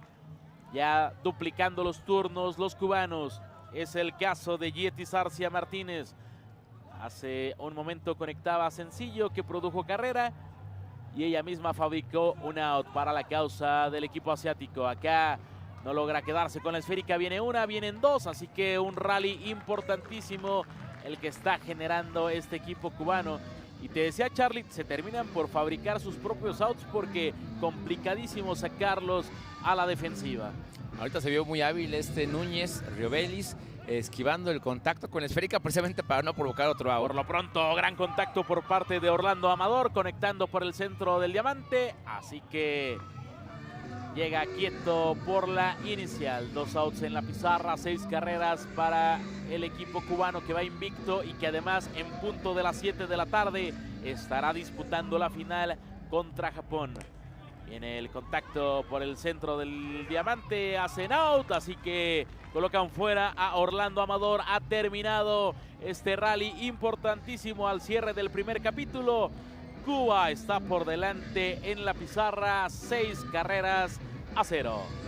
Vinieron a batear 12 cubanos en esta parte baja de la primera entrada, se anotaron 6 carreras y ahora vendrá Chinese Taipei en la apertura de la segunda entrada a intentar ponerse en la pizarra. Hay que recordar, amigos, que en esta super ronda el knockout es a partir del 4º capítulo. Se corrigen o se modifican un poco las reglas, cambian para lo que es una super ronda, a diferencia de la primera etapa que el knockout podría ser a partir de la 3ª entrada. Aquí gran jugada de la antesalista cubana que tira la inicial metiendo el brazo el Yetis Arcia y consigue el primer tercio de la entrada, completando la jugada con Shakira. Aquí de aire se la queda el campo corto. Tenemos ya 2 outs en la pizarra. Rápidamente se está yendo la selección de Chinese Taipei a batear ahora la señorita Lin Chi con el número 7 por parte de la selección nacional de Chinese Taipei. Por el lado de los derechos va a hacer contacto con la esférica esta jugadora oriental. El tiro del shortstop a primera, llega a tiempo, out por la vía 41 y está cayendo el tercer out. De 1, 2 y 3 en riguroso orden se fue el equipo oriental. Se ha ido 1 entrada y media en este duelo entre Chinese y Cuba, Chinese Taipei y Cuba. Adelante los de la isla, 6 carreras por 0. Sí, con las manos atadas a la ofensiva el equipo asiático. Acá empiezan a platicar entre ellos, tratando de frenar al equipo cubano. La defensiva juega a lo largo del terreno de juego, jugando atrasada por los contactos tan contundentes, fuertes y lejanos que hace este equipo de Cuba. Por lo pronto ya está Roy Vélez en la primera. Viene Shakira a la caja de bateo. Hombre en la inicial, tratando de extender la ventaja en la pizarra. Conecta por el rumbo de la tercera. Hay jugada en segunda, así que cae el primer out de este segundo capítulo, pero Shakira sigue por la inicial. Ahora es momento de ver a Yetis Arcia Martínez con su número 2. Gran jugadora que también en este torneo nos ha regalado joyas a la defensiva. Yetis Arcia bota a la esférica. Conecta la misma por el rumbo de la inicial. Se queda de aire de manera correcta Lin Chi. Así que tenemos el segundo out. Shakira sigue en la inicial. Por momentos se despegaba, pero logra regresar antes de que la coloquen fuera. Así que abre de nueva cuenta el orden al bate Orlando Amador. Este extraordinario jugador que tiene una bazooka en ese brazo para conectar la esférica y lo demuestra ahora conectando un imparable y mandando a Shakira Arpiazu a segunda y él quedando por la inicial. Momento de Briandy Molina Elías. Este jugador que me ha quedado claro es el referente también de este equipo cubano. Conecta Briandi la esférica, tocan a Shakira, así que tenemos el segundo out de la pizarra, tercero, así que cerramos este capítulo. 6-0 mantiene la ventaja el equipo de la isla ante Chinese Taipei. Importante que Cuba no haya anotado en este episodio para que el equipo oriental pueda tener pues la posibilidad de acercarse en la pizarra y evitar de alguna manera ese factor que podría ser el knockout por la diferencia de 10 carreras. Por lo pronto 6-0 la pizarra. Nos vamos a la parte baja del tercer episodio. Ahí el manager cubano preguntando cómo fue la marcación del tercer out, si porque la pelota le pegó al corredor o fue el toque del defensivo a la corredora que iba de segunda a tercera base. Como sea, cayó el tercer out y ahora ya todo listo para continuar con las acciones. Cao Chi-ji viene a tomar su turno. Ya está en el cuadro de bateo. Hay que recordar que no puede salir de ahí para hacer contacto con la esférica. Y aquí conecta rola por el shortstop. El tiro es al inicial y está cayendo el out por la vía 41. A batear Tuyu Hao. Decíamos, ese cuadro negro es donde se pueden parar en cualquier sector, pero los bateadores no pueden pisar fuera para hacer contacto con esférica, si no se marca out por regla. Aquí por lo pronto se envasa con imparable Tuyu Hao. La otra forma de que haya out por regla es que la pelota bote fuera de las rayas de tercera y primera base, o que la pelota no pase la línea que une precisamente la tercera y la primera almohadilla. Así que aquí por lo pronto rola la tercera base, el tiro es largo a la inicial y está cayendo el tercer out de la entrada. Se fueron rápidos los jugadores de Cuba. Ahora Chinese Taipei a la defensiva. Correcto, Charlie, amigos de TVC Deportes. En este que es el cerrojazo de la última jornada del Mundial de Baseball 5. Desde el corazón de México, la capital de la República Mexicana. Genera el contacto que parte el diamante en dos. Así que otro imparable para este Núñez Portundo que ya corre por la inicial. Viene Shakira, que además de tener dinamita en esa mano, también es una muralla a la defensiva. Conecta por el rumbo de las paradas cortas. Ahí hacen conexión el 5 y el 2. Así que por esa ruta se marcha ya Núñez Portundo a la banca. Momento para Yeti Zarcia Martínez.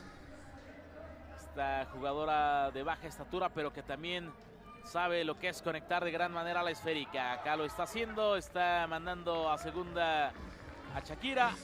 La prenden en el camino, así que con bola ocupada está ocupando, valga la redundancia, la primera almohadilla Yeti Zarcia. Y de nueva cuenta vendrá Orlando Amador.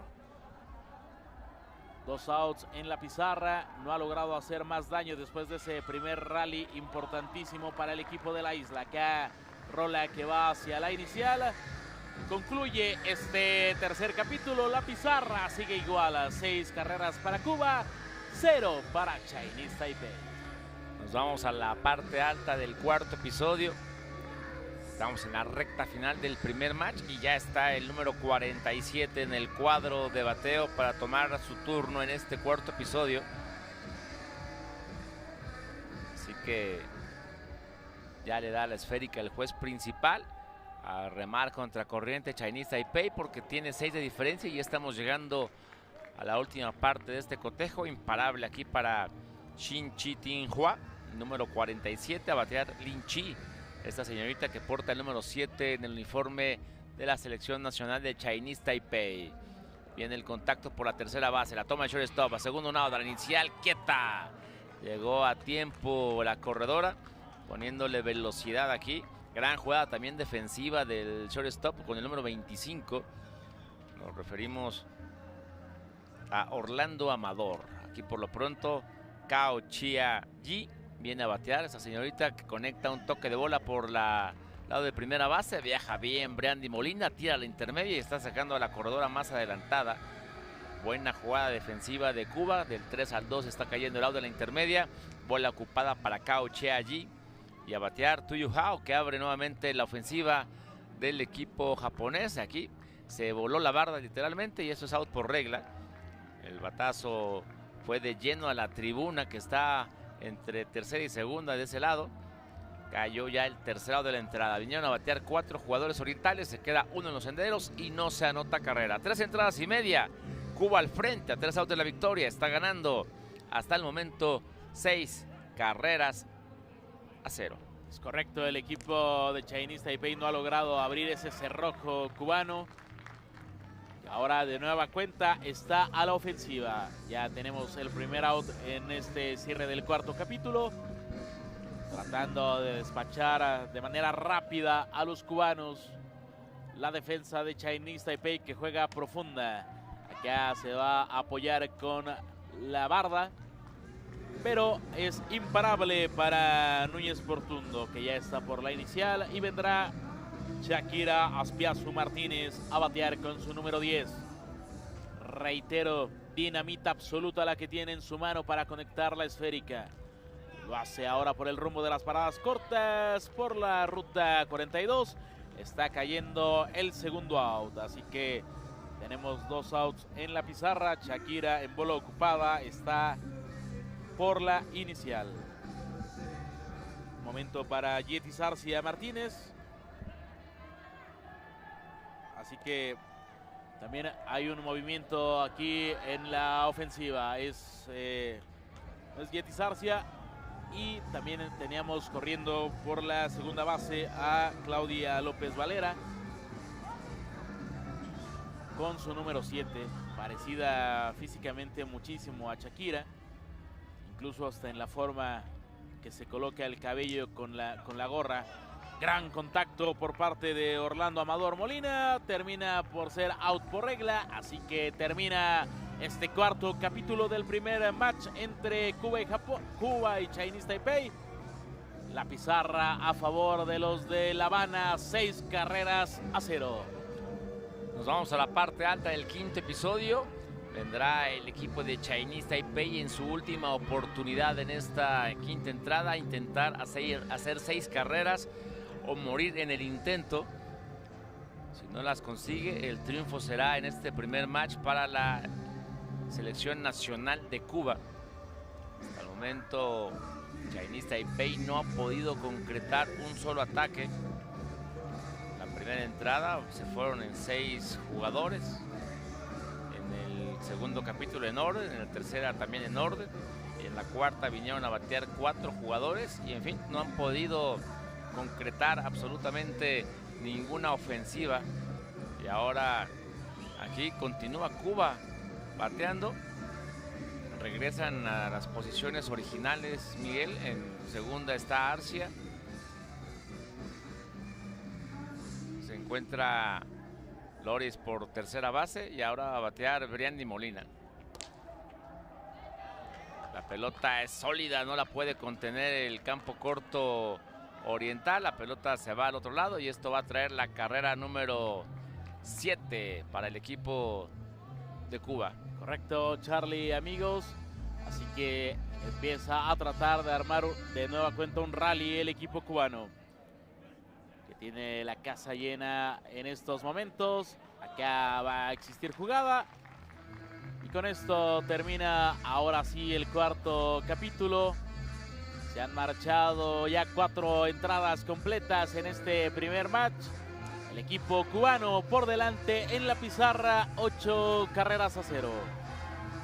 Ahora sí, a 3 outs de la victoria, el equipo nacional de Cuba quiere conseguir medio boleto para llegar a la final invictos, igual que Japón. Sí, eso sí, como bien lo comentas, ya tiene el pase más que asegurado para disputar hoy la final en punto de las 7 de la tarde-noche ante Japón. Recordar que también a la 1 de la tarde la selección nacional mexicana estará enfrentando a Venezuela. A las 5 de la tarde el duelo por el tercer lugar que va por Mega Sports. Y a las 7 de la noche, como ya lo señalábamos, Japón ante Cuba, la gran final. Aquí rola fuerte por la segunda base, la pelota queda libre, así que esto es imparable para el jugador número 23 de la selección nacional de Chinese Taipei, Cao Ji. Se envasa y hay un cambio a la defensiva, entra Basabe a la segunda base. Este jugador con el número 66 por parte de la selección nacional de Cuba. El tiro, qué tremenda defensiva ahí. La agarró Arcia en la tercera base, tira a la intermedia donde vas a ver a mano estirada y a contrapié se queda con esférica para conseguir el out por la vía 52. Se envasa en bola ocupada Shin Chi Tinhua y a batear ahora la señorita Chin Lee, número 7 en la playera de la selección nacional de Chinese Taipei. Rola por la primera base, el tiro es a la intermedia, sacan a la jugadora más adelantada. Una bonita jugada defensiva del 1 al 4. Ponen out al corredor más adelantado. Se queda en la primera base Lin Chi y a batear Cao Chiayi. Esta jugadora con el número 5 buscando su primer imparable de este match. En el contacto por el centro del campo, pero la pelota botó antes de pasar la línea blanca, así que eso es out por regla. Y está cayendo de esta manera el tercer out del episodio. Y de esta manera Cuba se está llevando el primer match por pizarra de 8 carreras a 0. Así que los cubanos ya consiguen su primer match de este duelo frente a Chinese Taipei. Van a buscar en el segundo match de este día conseguir la victoria completa ya frente a los orientales. Y el andar invicto del equipo de la isla sigue. Y como ya lo señalabas, tratando de llegar de esa misma forma y manera para que en punto de las 7 de la tarde, aquí en la capital del país, jueguen la gran final ante Japón. Recordarles que la invitación está completamente abierta para que se hagan presentes aquí en el Zócalo capitalino de la Ciudad de México. Evento completamente gratuito que hoy llega a su final, tristemente, pero que, reitero, nos ha dejado una enseñanza, una alegría y sobre todo un deporte que ha llegado para quedarse. Este Baseball5 que va a trascender fronteras. Hoy vaya que ha unido a lo largo de esta semana a los peloteros, también a la afición, gente que se acercaba a Charlie cuando salíamos a comer y nos decía qué era lo que se realizaba aquí en la explanada del Zócalo capitalino. Les comentábamos y vaya que les generaba pues esa duda de hacerse presentes y conocer este magnífico deporte que se juega de manera mixta. Y además, hombres, mujeres.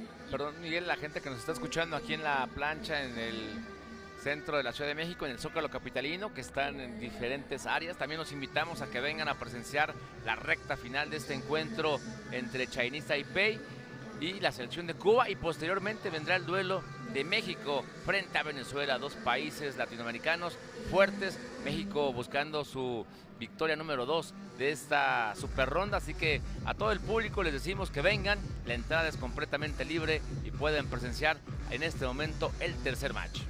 Correcto, Charlie, amigos, ya todo listo para que arranque este segundo match.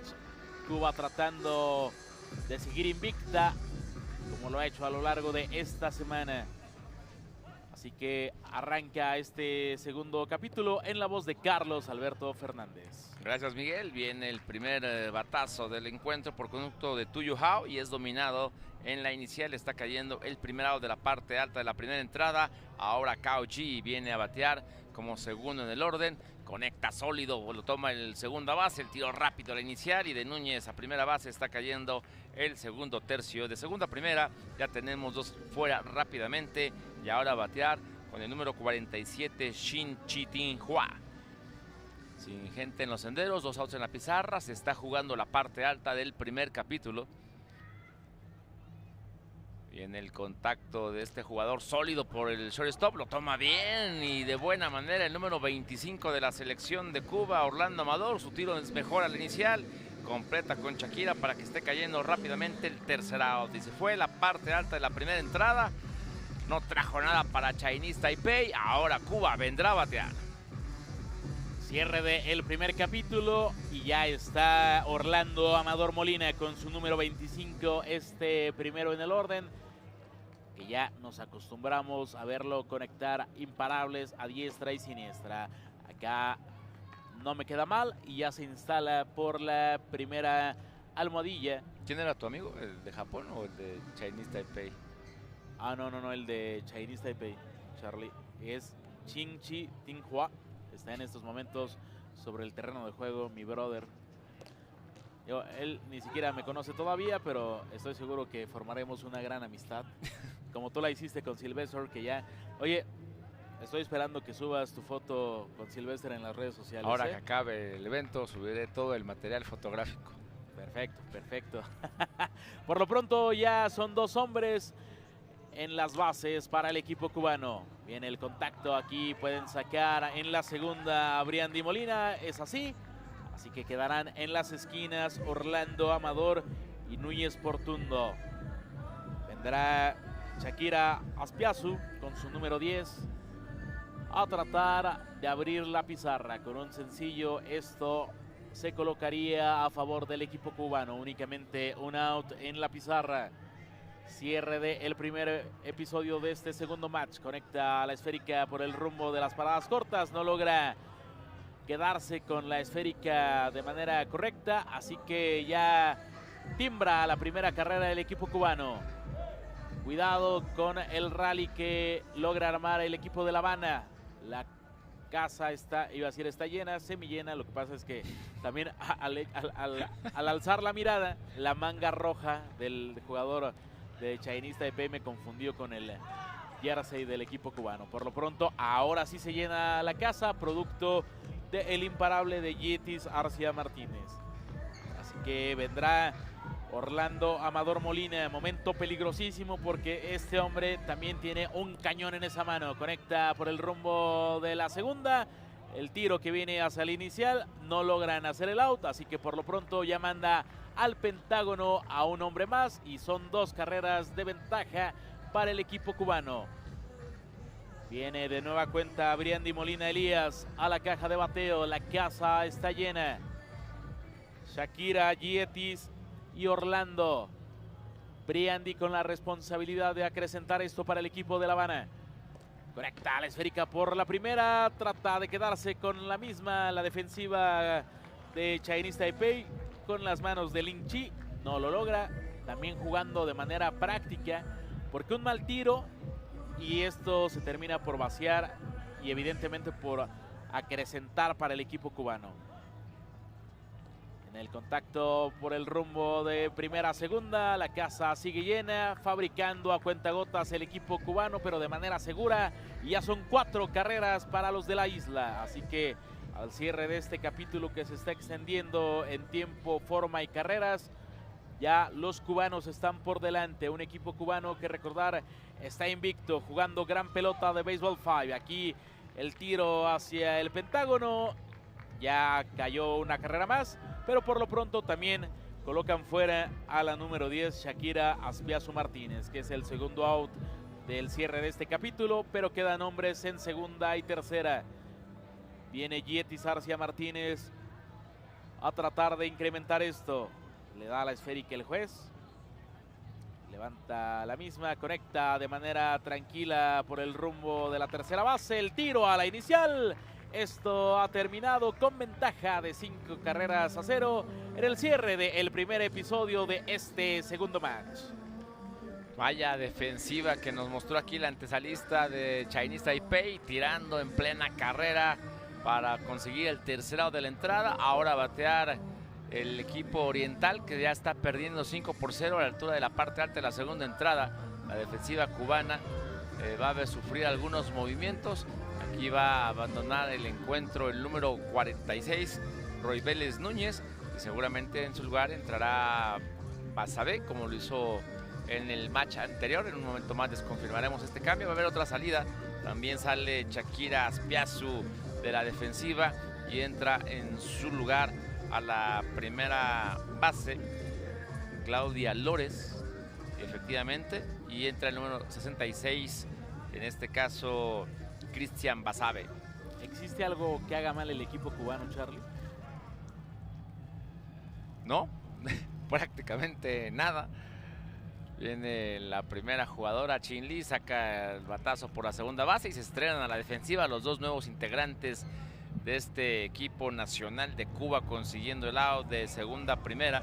A batear ahora Cao Chia-Ji con el número 5. Viene su contacto por el hueco de tercera y shortstop. La pelota la no la logra controlar ahí el campo corto Orlando Amador. Esto es imparable para Cao Chiayi. A batear ahora Tuyu Hao, que abre esta ofensiva por segunda ocasión en el encuentro. Rola fuerte que toma el segunda base. Vaya forma de pasarle de Orlando a Basabe, de espalda prácticamente. Le está tirando y mejor la recepción para conseguir el out en la intermedia. De shortstop a segunda base. Tremenda repetición que nos está regalando nuestra producción. Vean ustedes cómo por la espalda le pasa y el mejor sujeta la esférica. Aquí nuevamente Orlando va a tirar un trueno a la inicial. La pelota queda ahí a la deriva. Todo el mundo quieto. Pero vaya intensidad con la que está jugando el campo corto Orlando Amador, número 25 de Cuba. Aquí están dando una base extra a los corredores y ya cae la primera carrera para el equipo nacional de Chinese Taipei. Esto está 5 carreras por 1. Queda corredor en primera y en tercera. Así es, Charlie. Perdón, en tercera nada más, disculpen. Gran repetición que nos regalaba nuestra producción comandada por David Martínez y todo un ejército que a lo largo de esta semana ha hecho posible también que esta señal trascienda fronteras. Y se despegó un poco parte del piso artificial que se está colocado o se ha colocado para la realización de esta primera Copa Mundial de Béisbol 5 a través de TBC Deportes.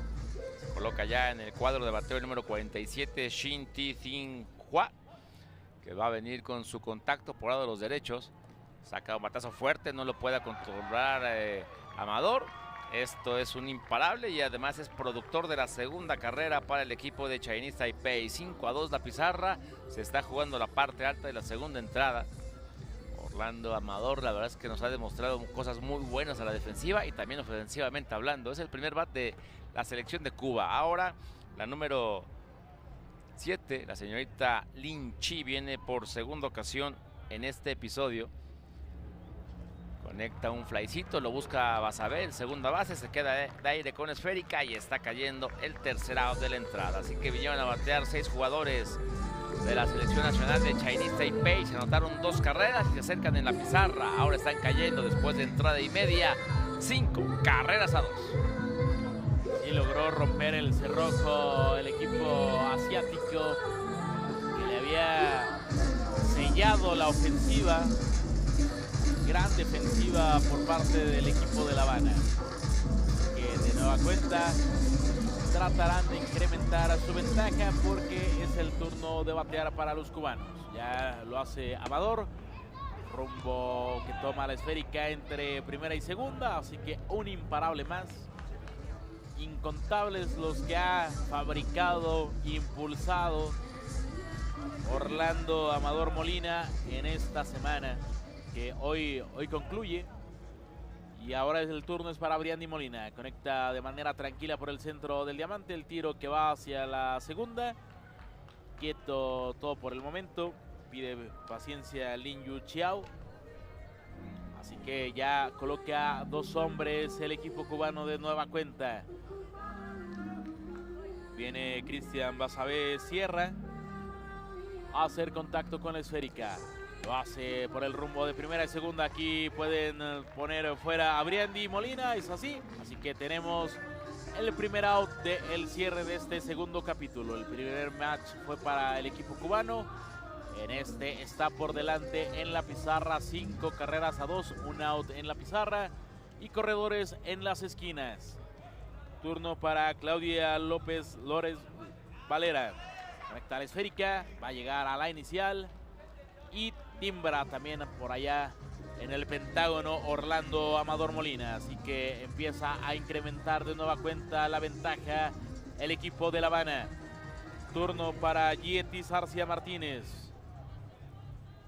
Vamos a ver cómo toca la esférica. Lo hace por el rumbo de la segunda base. Viene el tiro hacia esa misma y tenemos 2 outs en la pizarra. 6 carreras por 2, queda con bola ocupada Yetis Arcia Martínez. Y el turno es para Orlando Amador Molina, que de nueva cuenta abre el orden al bat del equipo cubano, que está fabricando aquí una carrera más en los tenis del número 66, Cristian Basabe. Así que la pizarra está 7 carreras por 2, duplicando turnos ya la ofensiva del equipo cubano, armando un rally importante en este segundo capítulo, después de que Chinese Taipei encontrara la llave de la ofensiva. Aquí lo que comentaba, el equipo cubano es tan bueno que se fabrica sus propios outs, y así con este out por regla terminamos el segundo capítulo. La pizarra a favor de Cuba, 7 carreras a 2.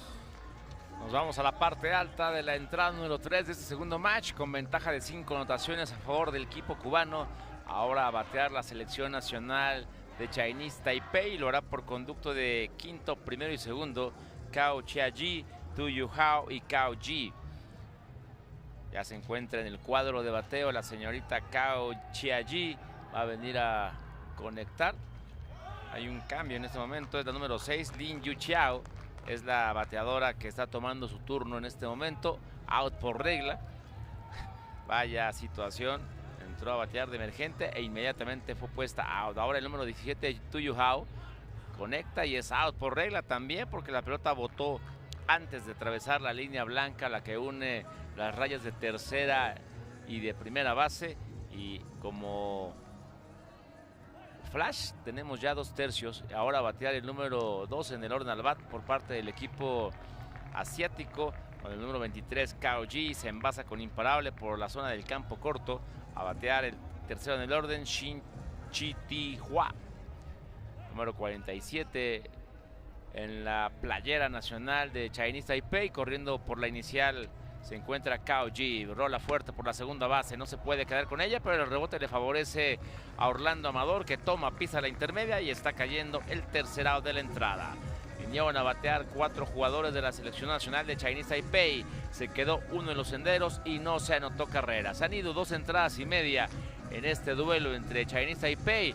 Adelante Cuba, 7 carreras a 3. Correcto, Charlie, amigos. Cierre de este tercer capítulo, extendiendo hasta el momento Cuba el invicto, para que en punto de las 7 de la tarde enfrente a la selección del sol naciente, Japón, por la gran final de este Mundial de Béisbol 5. Conecta la esférica de manera potente por el rumbo de las paradas cortas, así que ya es otro sencillo para Cristian Basabe Sierra con su número 66. Momento para Claudia Lórez, así que hace contacto de manera corta con la esférica, así que es out el primero de este tercer capítulo para el equipo cubano. Momento para Yetis Arcia Martínez, que ya va hacia la caja de bateo, corriendo por la segunda base Cristian Basabe Sierra, intentando extender la ventaja el equipo de La Habana. El tiro que va a la inicial cruza todo el diamante, así que tenemos 2 outs en la pizarra. Por primera ocasión tratando de despachar a la ofensiva de la isla de manera rápida y temprana, así que evitando más daño el equipo de Chinese Taipei. Pero ahora viene este hombre que conecta potentemente la pelota y está produciendo una carrera más. Ya son 8 para el equipo cubano. Orlando Amador garantía completamente de que se va a envasar, va a producir, va a correr, va a anotar, como lo han hecho a lo largo de toda esta semana. Un cuadro cubano más que aceitado y que ha jugado extraordinaria pelota, cuando aquí también extraordinario es el out que está sacando Tu Yu-hao para cerrar este episodio. Pero ya el equipo de La Habana está por delante con una ventaja otra vez de 6 carreras, ahora es 8 a su favor, 2 para el equipo de Chinese Taipei. Efectivamente, Miguel, y nos vamos a la parte alta de la cuarta entrada. La ventaja es de 6 anotaciones hasta el momento para el equipo de Cuba. Se va perfilando para ganar este segundo match. Por lo pronto aquí viene Chinese Taipei a batear por conducto de la jugadora número 7, Lin Chi, y es puesta out por la vía 51. De tercera a primera tenemos ya un out. A batear ahora la jugadora número 6 de la selección nacional de Chinese Taipei. Conecta sólido por tercera base, no se puede quedar con la esférica y se está envasando con imparable Lin Yu-chiao. Así que tenemos ya hit. Corredor una corredora en primera base, a batear ahora Do You How, abriendo por tercera ocasión el line-up, cuarta ocasión el line-up en este segundo match. Rola fuerte por el centro del cuadro, el tiro es a la inicial, descontrolado, y esto permite que avance la corredora a la tercera base, Lin Yu Chiao. Quedan dos jugadores en las esquinas para la selección nacional de Chinese Taipei, y ahora vendrá a batear el jugador de Chinese Taipei, conectando fuerte rola por el campo corto. No se puede quedar Basabe con la esférica. El número 23, Cao Ji, llega quieto a la inicial y está produciendo además carrera. Esto ya se está poniendo 8-3, 5 de ventaja, y a batear el número 47, Shin Chi-Tin-Hua, el tercero en el line-up del equipo oriental. Tiene compañeros en primera y en segunda. Su contacto por el lado de primera base, la pelota pega de aire contra la barda, así que es out por regla. Tenemos ya 2 tercios en este episodio, y a batear por segunda ocasión en la entrada Lin Chi. Tiene 2 outs y 2 compañeros en los senderos. En caso de anotar, se pondría esto muy interesante porque podría acercarse 8-5. La defensiva de Cuba obviamente trata de no permitir más carreras, ¿no? Rola por el shortstop, el tiro largo a la inicial, y está cayendo el tercer out de la entrada. Bonita jugada defensiva de Orlando a primera para tener el tercer out de la entrada. Se han ido ya hasta el momento 3 entradas y media en este segundo match entre la selección de Chinese Taipei y Cuba. Hasta el momento adelante la selección nacional de Cuba por pizarra de 8-3. Correcto, Charlie, amigos. El cierre del cuarto capítulo ya está en la caja de bateo. Cristian Basabe Sierra con su número 66, jugador alto, potente de este equipo cubano. Trata de quedarse con la esférica mi amigo Shin Chi-Tin-Hua. No lo logra. Así que por lo pronto ya corre por la inicial Cristian Basabe. Momento para Claudia López Valera. Claudia Lores. A ver si es out por regla. Van a ver si lo marcan. No sé si ya estaba en posición. Le van a dar la esférica nuevamente. Okay. No había levantado la manita. Ya decía yo que este equipo cubano es perfecto y así lo ha demostrado. La esférica que bota hacia el fondo de la barda del terreno de juego. Así que con bola ocupada está Claudia ya por la inicial. Esa jugada de hace unos instantes es como si fuera un walk para el pitcher, un movimiento ilegal. ¿Sí? Afortunadamente no estaba todavía ya en posición de batear. Y la que ya se encuentra en posición de hacerlo es Yeti Sarcia. Conecta la esférica por el rumbo de la tercera, pero termina por ser out por regla. Así que ya son 2 outs en la pizarra al cierre del cuarto capítulo de este segundo match. El equipo cubano está al frente en el marcador, 8-3. Abre de nueva cuenta el turno al bat y la ofensiva cubana Orlando Amador Molina. Un imparable más. ¿Cuántos lleva Charlie? En este segundo match lleva un total de 6 hits. No lo han podido controlar, lleva 6 turnos, 6 hits. Una locura lo de Orlando Amador a la ofensiva. Por lo pronto ya está en la inicial y también está Claudia por segunda base. Momento para Briandy Molina Elías. Hace un contacto tranquilo para avanzar a la primera base y que esto se llene a favor del equipo de La Habana. Casa llena para los cubanos, tratando de extender la ventaja.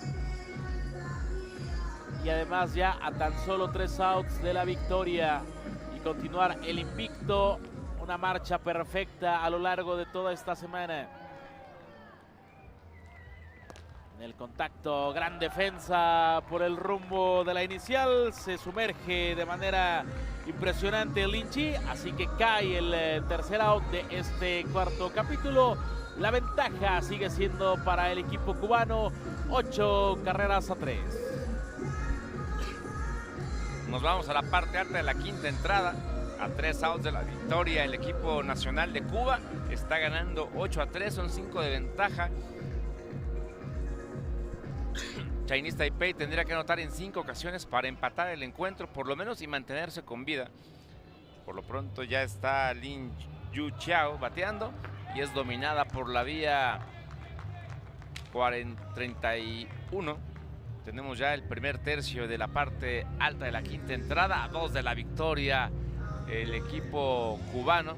Ahora batear con el número 17, Tuyu Hao, dominado ahí con Briandy Molina, que tira la inicial y rápidamente tenemos ya 2 fuera. A un out de conseguir el triunfo y de ponerse 3-0 el equipo de Cuba en esta super ronda, a punto de eliminar a Chinese Taipei.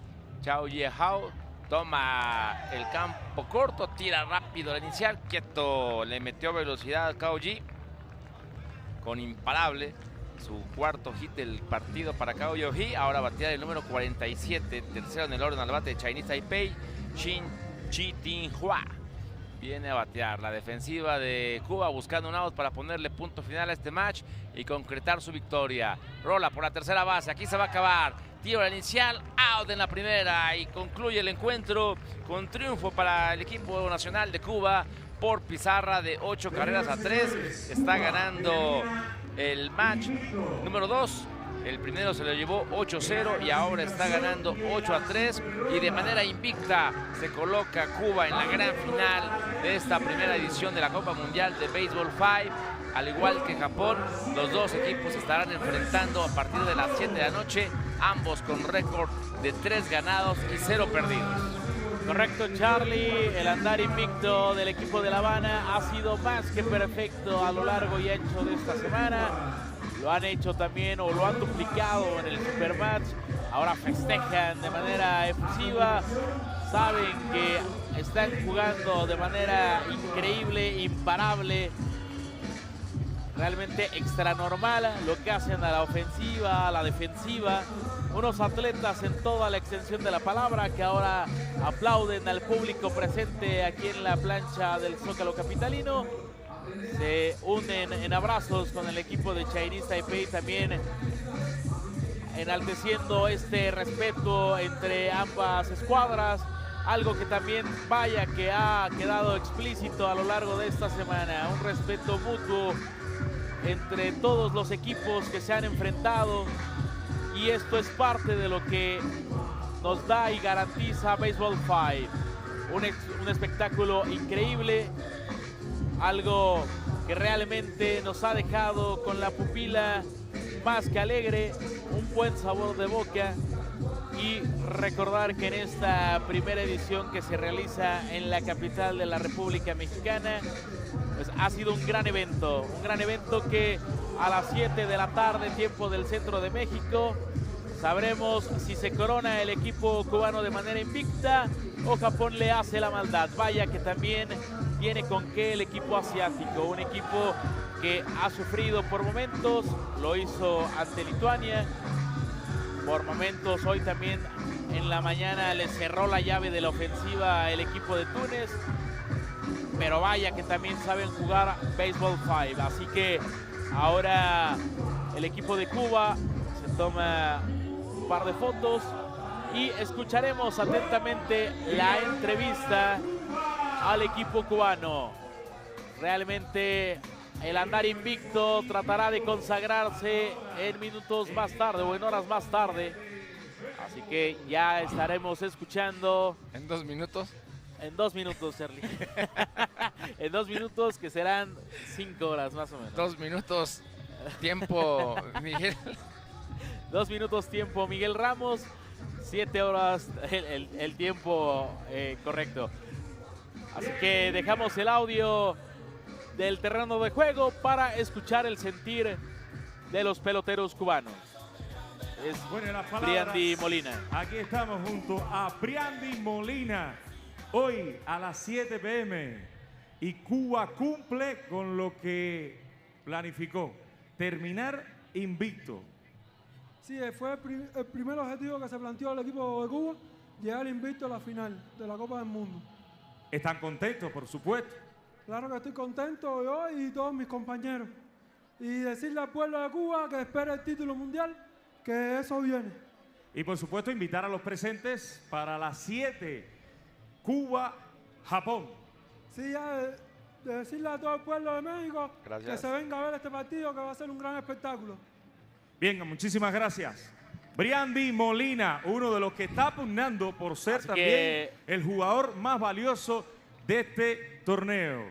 El próximo partido espectacular aquí en el Zócalo 1. México-Venezuela. Busca su clasificación México para discutir la medalla de bronce que será a las 5 de la tarde aquí en el Zócalo 1. A continuación, a la 1, México-Venezuela. Es el Baseball 5. La invitación está hecha, amigos, Carlos, así que victoria del equipo cubano, continúa la racha invicta del equipo de la isla, así que despacha 2-0 al equipo de Chinese Taipei, así que para que en punto de las 7 de la tarde juegue la final ante Japón, pero antes el tercer lugar y también a la 1 de la tarde el equipo nacional mexicano estará jugando. Regresamos.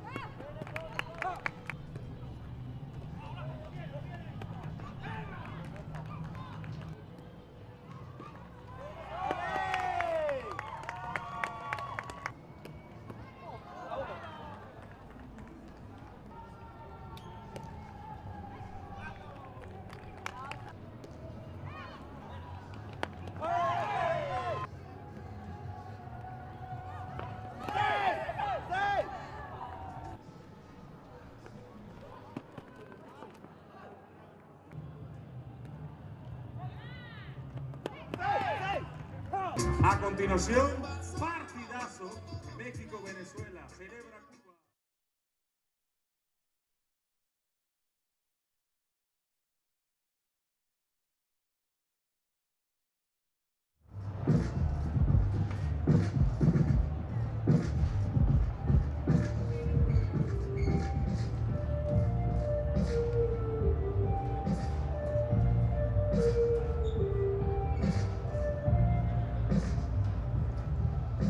From the rest of the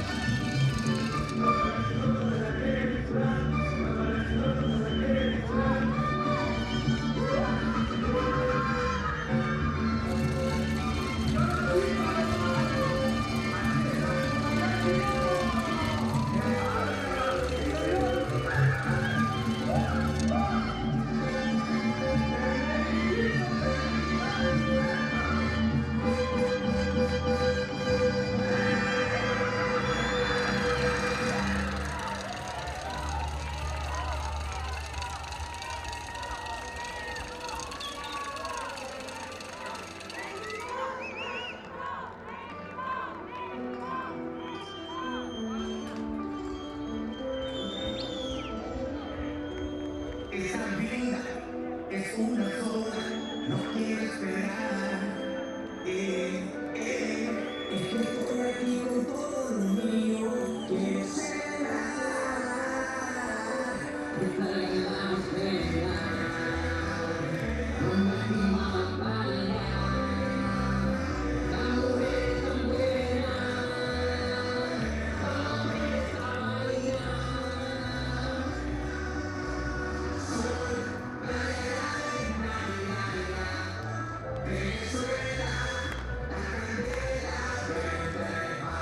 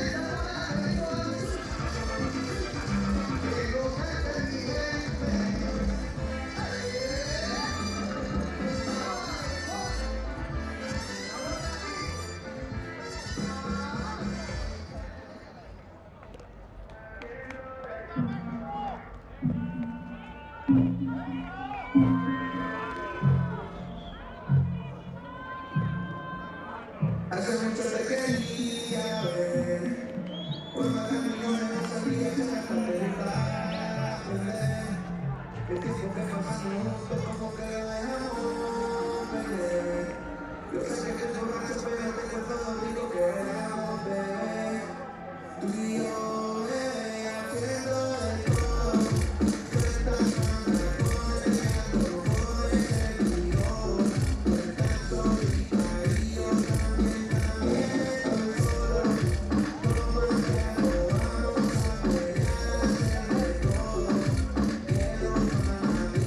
amigos, tus amigas en coro. Tú estás mal, ponete ya, no puede ser tú y yo. Tú estás solita y yo también estoy solo. Toma que algo vamos a pelear, hacer de todo. Quiero más amigos, tus amigas en coro. Es todo. Toda la noche que te quiero que nos tomo. A donde salga los amigos como somos. Entonces no me lo digo que te como. Solo no sé hablando de ti. Pero la vacaciones se me pueden decidir. La vacaciones la puedo vivir. Para no te prendo y se puede sentir. Yo sé que estás cansada de tantos días usando algo que no sé arreglar. El cuerpo que hiciste lo quieres cenar. Es como una cadena para verte brillar. Estoy haciendo de todo. Tú estás mal, ponete ya, tú no puedes ser tú y yo. Tú estás solita y yo también estoy solo. Toma que algo vamos a pelear, hacer de todo. Quiero más amigos, tus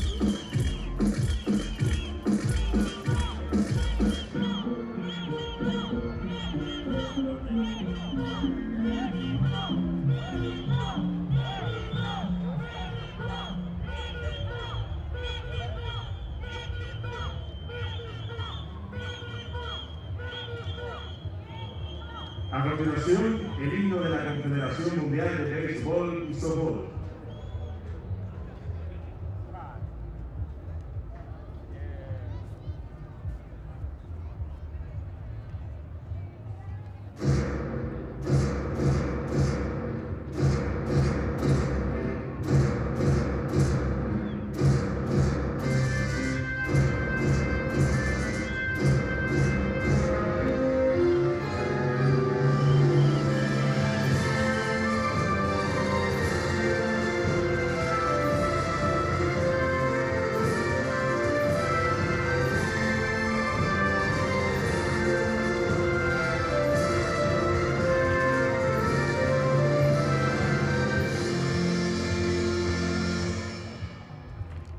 Welcome, ladies and gentlemen. This is the Baseball5 WorldCup Mexico City 2022. Señoras y señores, sean bienvenidos a la primera Copa Mundial de Baseball5 Ciudad de México 2022.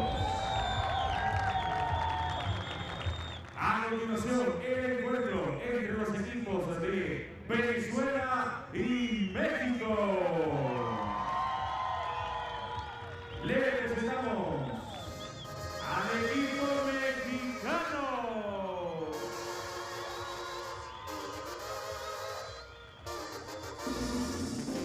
Con el número 8, Nelson Rodríguez. Con el número 31, Gabriel Sandoval. Con el número 3, Guadalupe Ayón. Con el número 28, Eloy Flores. Con el número 92, Miriam Castro. Con el número 14, Vivian Bonuelo. Con el número 6, Abigail Botello. Y con el número 51, Ricardo Adame. El manager, Alfredo Lerma.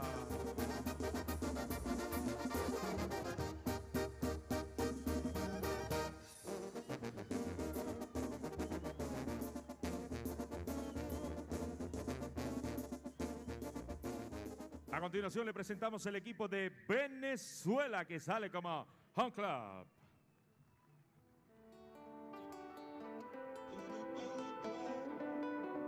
Esta vida es una sola, no quiero esperar. Con el número 7, Peter Jiménez. Estoy aquí con todo lo mío, quiero celebrar. Con el número 4, Álvaro Gil.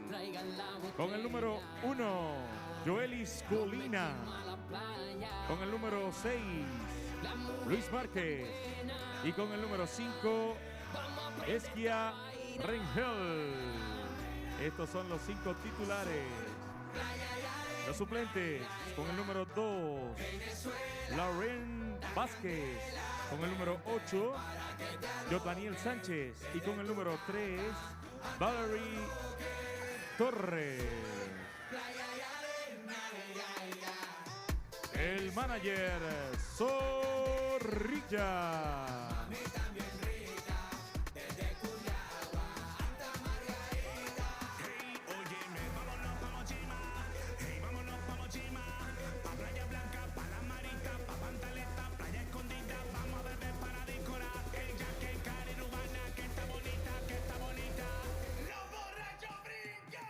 Los oficiales que van a impartir justicia en el home play: Víctor Aramayo de Argentina. En primera base, Jason Bell de Sudáfrica. En segunda base, Chedi Mokani de Túnez. Y en tercera base, Tony Jones de Estados Unidos. En la mesa, José Caballero de Cuba.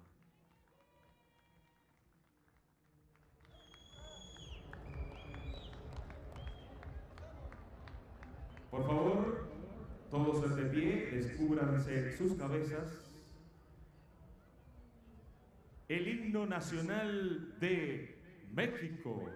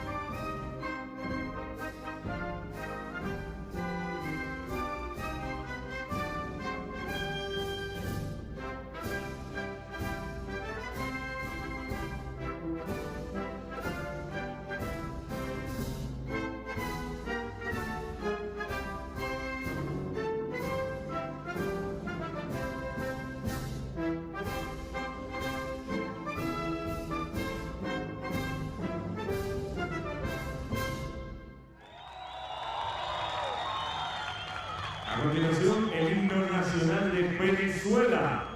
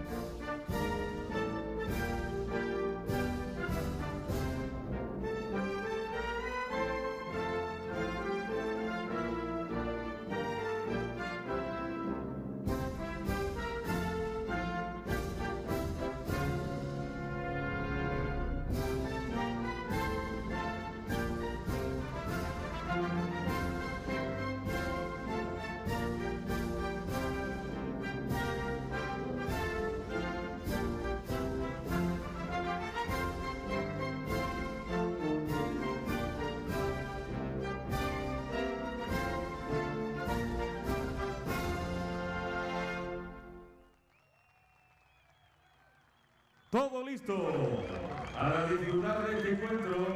A continuación pasamos a la discusión de las reglas, el intercambio de los line-up and meeting. Buenos tardes, good afternoon, and welcome back to Zócalo Field 1 as we play game number 48 out of 50 at this first ever WBSC Baseball 5 World Cup. And this is a big one between Mexico, the host nation, and Venezuela. The winner advances to the bronze medal game, which will take place just a short while from now at 5 o'clock local time. They will take on Chinese Taipei, will the winner of this game, before the World Championship final tonight. Puts Cuba up against a very motivated Japan national team. I'm Craig Durham, happy to have you along as we take a look at our international umpiring crew. This crew representing Argentina, South Africa, Tunisia, the United States, and Finland, I'll add, is Tony Jones, though technically a United States citizen, lives in Finland and really helps grow Baseball 5 in that part of the world. Jose Caballero from Cuba at the table sorting things out. There was the other table, the ladder you could call it, of what we've seen through the first 47 games. 12 teams started, 6 advancing to the Super Round. And by tonight, there will be just 2, Cuba and Japan. But these two teams, both 2-2, tied in the Super Round standings. And we can't wait to bring it to you. Last night featured the home country, Mexico, beating Tunisia in 2 consecutive matches in front of a sold-out crowd here at Zócalo Field 1. The atmosphere was absolutely electric.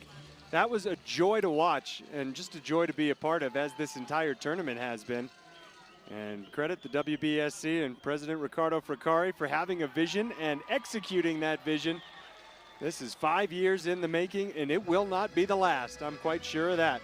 As Nelson Rodriguez leads off for Mexico with a hit. He's the leadoff man. Yamilet Sandoval in the batter's box now. Sandoval with a tap to the right side. She moves the runner over, and that'll bring up Guadalupe Ayon. Eloy Flores, Marian Castro will go 3-4-5 in this Mexico lineup. Marian Castro last night had an outstanding game. She really had a great performance. Was a part of a near triple play. Had a big hit in that extra inning where Mexico snapped a 1-1 tie with 3. And now it'll be Flores with the runner on second and 2 outs. We play 5 innings here in Baseball 5, and for the purposes of this World Cup, we do it as many as 3 times to determine a winner. It's a best-of-3 series. Throw to first here, dropped, and Mexico will score first, taking a 1-0 lead. If this is your first Baseball 5 game, get ready, it moves quickly. There are a lot of foundational pieces of this game similar to baseball and softball. There is a diamond-shaped field where obviously fans of baseball and softball feel quite at home. But what you'll notice is there's no outfield, as a toss to first base here is in time to get Castro and end the inning. But Flores delivering the hit that gives his team a 1-0 lead. The best outcome that you can have in a Baseball 5 turn at bat is still a home run, but it can't go over the fence. It would have to be a ball that bounces around and you'd have to score. We have not had a single home run in the tournament. We have had a couple of triples, a few doubles, but mostly it's one base at a time because the field is so tight. It's just 13 meters between each base. And now we look at Venezuela, and what a stab by Rodriguez at third, the bare hand play, which is not easy to do. He gets Pither Jimenez for the first out of the home half of the first inning. That was an A-plus defensive play. And here's Alvaro Gil, who has hit leadoff on a number of occasions for Venezuela. He's down in the 2 slot now. And he failed to clear that white line that you see stretching from the first base line to the third base line. That's the no-hit zone. If the initial bounce of the ball comes before that line, then the batter is out. Here's an underhand flip and a nice little single for Yoelis Colina with 2 outs. That's, in effect, the Baseball 5 version of a bunt. A ball that just clears the 4.5-meter line and forces the defense to come in and make a play. Now with Colina on first, here's Luis Marquez. Bangs it hard off the wall. The throw will go to first in time for the out that ends the inning. We didn't get to Esquia Rangel. will have her start the home half of the second inning when Venezuela comes up, but the score after 1 is Mexico 1, Venezuela 0. What are some of the other differences in Baseball 5 versus regular baseball and softball? Well, for one, our officiating crew, they're called officials, not umpires. I may have misspoken earlier and called them umpires. Old habits, you know, but this crew has been outstanding. At home plate, it's Victor Armayo from Argentina, Jason Bell from South Africa making that ever so important out call at first base. And believe me, having talked to a lot of officials, that's the toughest assignment, to be at first base, because every play is close at first. And now Sandoval with 1 hop up the middle and 2 quick outs to start the second inning. The second base official is Chetli Mokrani from Tunisia. Tony Jones from the United States, who now lives in Finland. He's at third. And that one heads in his direction. He calls it fair. And it's going to be a 2-out hit for Guadalupe Ayon, who has the most power of anybody in this Mexico lineup. That was a powerful blast to extend the top of the second. He's fired up. This crowd is a big one. Biggest afternoon crowd we've had yet for a game. And it will continue to grow on this gorgeous Saturday afternoon in Mexico City. The batter here is Flores. He goes left side. The underhand flip to second, not quite in time. One of the most difficult aspects of base running in Baseball 5 is that run from first to second, keeping your foot on the bag. Watch how quickly you have to go from a sprint to a stop, and Ayon just did it. We've seen players go to a full split, dropping both legs flat on the ground. One play comes to mind with Chinese Taipei in yesterday's matchup they had against Japan, as Castro pops out to end the inning. The flexibility, the agility required to play this game at a high level is really something. It's no surprise we have a lot of young people playing this game around the world. Another aspect of this game that differs from traditional baseball and softball is that you don't need a field. You can build a field anywhere, and you can play everywhere as a result. Leadoff at bat of the bottom of the second inning was Renhel popping out. Her ball dropped just short of that 4.5 meter no-hit zone. So back to the top of the lineup. Here's Pither Jimenez. He drives it hard up the middle. Ayon makes the grab, 2 gone.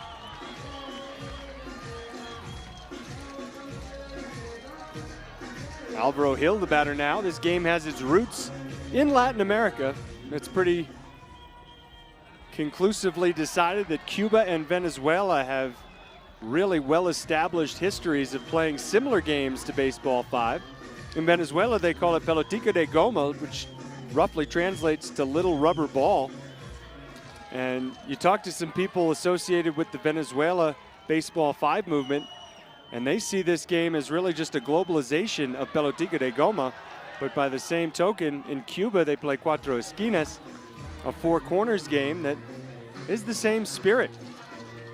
It's a game that requires no equipment. You don't need a bat, you don't need a glove. There's no pitcher, there's no catcher. You probably picked up on that already. But at the end of the day, here we are, 2 outs, 2 on, and a line drive up the middle. Play is coming at the plate. Safe at home plate. Nifty base running. And Alvaro Hill ties it up at 1. The ball was there. Looked like Ayon was ready to make the tag. With no catcher, it's so important to communicate well as a team. Oh, wow, that is just a great bit of base running by Hill. And now it's Renhel bouncing out short again for the out that ends the inning. 2 fantastic innings done here at Zócalo Field 1. 1-1 our score. And while Cuba and Venezuela rightly deserve a lot of the credit for the earlier incarnations of Baseball 5, there's no doubt that this game has been played all over the globe in various forms. And you don't need it to be a rubber bouncing ball. It can be something as simple as aluminum foil that's balled up. And unfortunately, it looks like the training staff is out to have a look at Esquia Renhel, but great news to see her pop up and with a drink of water, hopefully she'll be able to stay in the game. Notice I say she. It's a mixed game, mixed gender sport, which is something else that really separates Baseball 5 from a lot of other games. The requirement for this tournament is that you have at least 2 players of each gender in your starting lineup and on the field defensively at all times. It could be 3 women, 2 men. Could be 3 men, 2 women. That's the case with both of these teams right now, but throughout the tournament we've seen different takes on that mixed gender requirement. The ball popped left side. We'll get Rodriguez aboard to start the top half of the third. Hard not to call Mexico the home team in front of this very fired up home crowd, but they are the visitors, and that's because of the way the standings looked after the opening round. Out the call at second. Really clear, decisive call by Chedli Mokrani. And you be the judge. I mean, that's a really tough call to make, and our officials don't have an easy job. They've all completed a multi-day Baseball 5 officiating course. And now another ball left side and another nifty play, the sidearm toss for the force out number 2. Sandoval heads back to the first base side bench. After a leadoff hit, nothing doing for Mexico in the top of the third. 1-1 our score. Here's Flores. Flores clears the line, races up the first base line, but is out by a half step. And our players, by and large, have been so careful not to try and argue with the officials. And it's really neat to see the respect they have for one another and the game itself. Where sometimes traditional baseball and softball feel a little bit buttoned up, you know, a little bit strict in their rules. The devout dedication to statistics, individual statistics in particular. Baseball 5 doesn't have any of that. It's a game about fun. Out the call at first. Nice underhand play by Ione. And one thing that's really different is that we're not even keeping individual statistics throughout this tournament. Only keeping team stats, and the team stats are as simple as runs scored, runs against, matches played, matches won, matches lost, and each match within the best of 3 game is recorded. So again, keep in mind, we're in the bottom of the third of a 5-inning affair here, but after this one is done, we'll move on to the second match. Yoelis Colina lines it over the wall, and you get to see your first out in a Baseball 5 game over the wall. And that now puts 2 outs on the board. Takes us back to the top of the lineup with Jimenez. Jimenez looking to reach base safely for the first time in the game. Hits it hard past the third baseman. And Rodriguez was wise not to try and throw to second there. Sometimes the best play in Baseball 5 is not to make a play at all and just hold up your hands and ask the officials for time. A ball driven to second, but caught by Castro. Side retired. I knew this was going to be a good one. Mexico and Venezuela playing this afternoon for an opportunity to match up with Chinese Taipei in the bronze medal game. And we are 1-1 into the fourth. You hear Hector Villar emceeing this game. Hector, a star on Cuban television, one of the most well thought of sports reporters out of Cuba. He has been sharing the play-by-play duties with us here. Mega Cable from Mexico also carrying these games. But Hector really working the crowd, and gotta love the fact that this sport also has a DJ involved. And yes, in baseball stadiums and softball stadiums around the world, music is played. Not saying that it's not, but here the emphasis is on playing upbeat music. Often it's like a club type feel, and the players themselves can be seen dancing, whether batting or fielding. And that was a great ball from Rodriguez, who's really looking like the best hitter in this game to this point. He shot it up the middle, and as a fielder, when you see a ball come at you on a line after you get through the black part of the infield, when you're out to the gray tiles, you really have to make a split-second decision. Do I want to catch it, or do I want to let it go and possibly go off or over the wall? Look out, collision at third. Rodriguez is going to scamper home and score. Mexico taking a 2-1 lead. We'll turn our attention to Jimenez, who took the worst of that collision at third base. It's a tight field. These are big boys.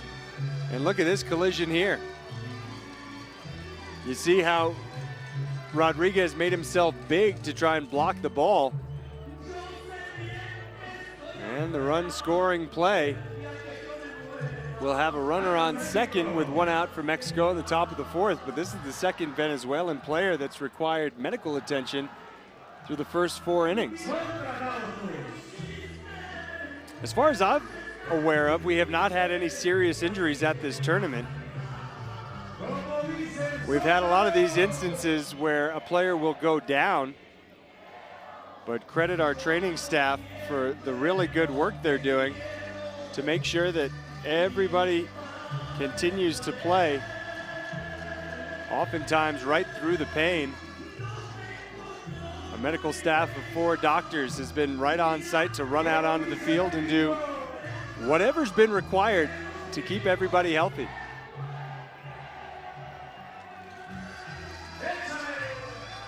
And there's a good example of what looked like a pretty nasty blow at first, but the toughness of Jimenez to pop up and stay in the game.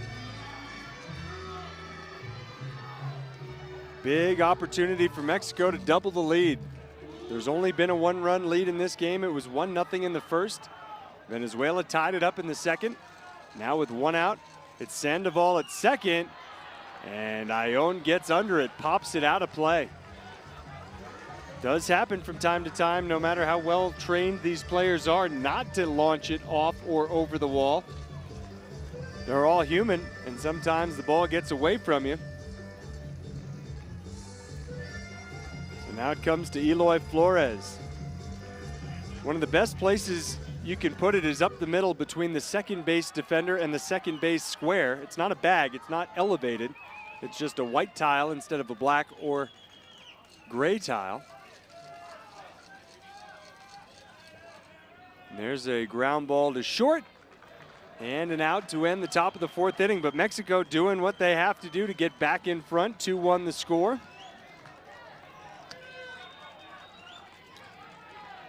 I don't like to try too hard to predict what's going to happen, but it wouldn't surprise me at all to see this game go the distance, to go 3 matches. Last night we had a matchup between Japan and Chinese Taipei, as Rodriguez with the underhand toss to first, not in time.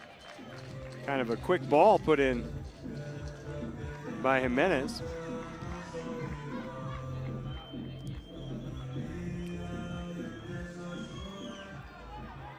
That game between Japan and Chinese Taipei was for a spot in the championship final. It was effectively a semifinal play-in game, and it went the full 3 matches, and they were all so close. The last match was a 5-4 final.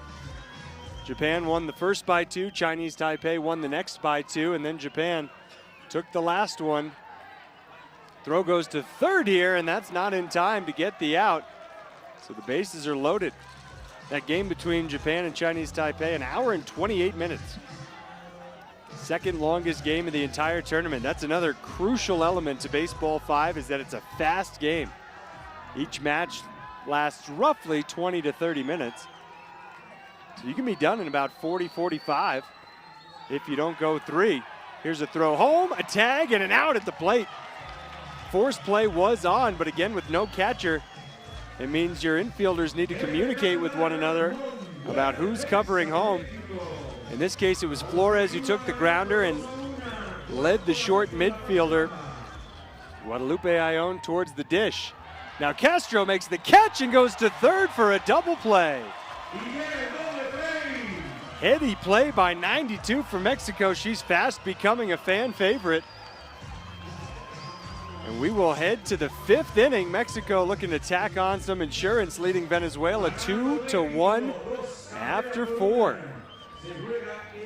Venezuela came into the super round unbeaten. They went 5-0 in the opening round, but had a tough day yesterday. Went 0-2. That's how they went from 2-0 in the super round standings to 2-2. Now Castro, after making that nice play, the secure catch and the throw to third, will lead off the top of the 5th.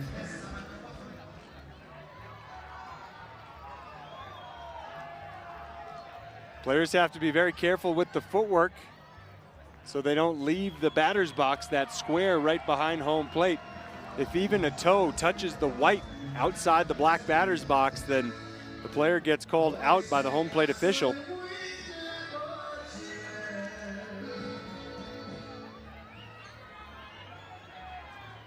Now it's Rodriguez, who at the top of the lineup has found his way aboard a number of times. That time he bounced it foul. That's another key rule I forgot to mention. There's no foul balls in Baseball 5. You get one chance to put it in play, and that one was on the wrong side of the third base line. So two gone very quickly for Sandoval, who has this line drive caught at third by Luis Marquez. Bottom of the 5th, here we come. Mexico 2, Venezuela 1, the first match in a potential best-of-3 series. You have to win 2 to win the game. Winner of this game going to the bronze medal. Bronze medal game against Chinese Taipei at 5 o'clock today. Nice breeze blowing across the field on a sunny but a little bit hazier day than we've had the last few here at El Zócalo. We'll start in the top of the lineup for Venezuela. Jimenez has it bounce off the right hand of Ion. Guadalupe Ion's body was going left. Still did well to get a hand on it. If that one had gone past him, it might have kicked around a little bit and led to a runner on second. Oh no, goes through Sandoval. And on to third goes Jimenez. Venezuela looks poised to tie it up, maybe do a little bit more here. And they'll have runners on second and third. Alvaro Hill, maybe fortunate to have reached base safely. The usually sure-handed Yamilet Sandoval letting that one slip through her grasp. And what Hill was doing on the base paths was trying to draw a throw that would have allowed Jimenez to score. Mexico brings all the defenders in. Uelis Colina hits it hard on the ground. Castro throws home and it gets by. 1 run is in. And 2 runs will score, as that one was out of play. And Venezuela walks off with the win, 3-2 in the opening match. A stunning come from behind victory. It was a dead ball when the ball went off the padding. And so Venezuela scoring. A heartbreaking defeat for Mexico, a huge win for Venezuela. And we will reset and do it again here in just a moment. 3-2 the final in the opening match of the best-of-3 series. The whole 5-inning affair taking just 23 minutes. We'll step away briefly, come back with the start of the second match in just a moment. You're watching something historic here, the first ever Baseball 5 World Cup.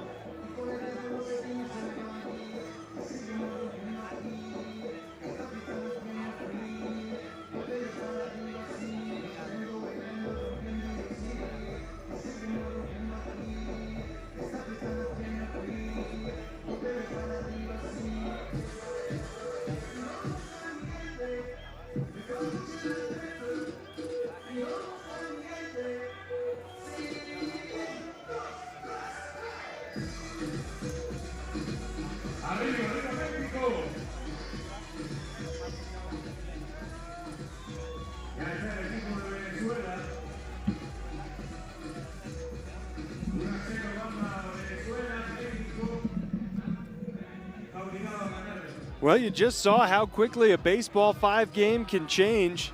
Mexico leading 2-1 into the bottom of the 5th inning, but without recording an out, Venezuela able to come back and score 2 to take the opening match in the best-of-3 series.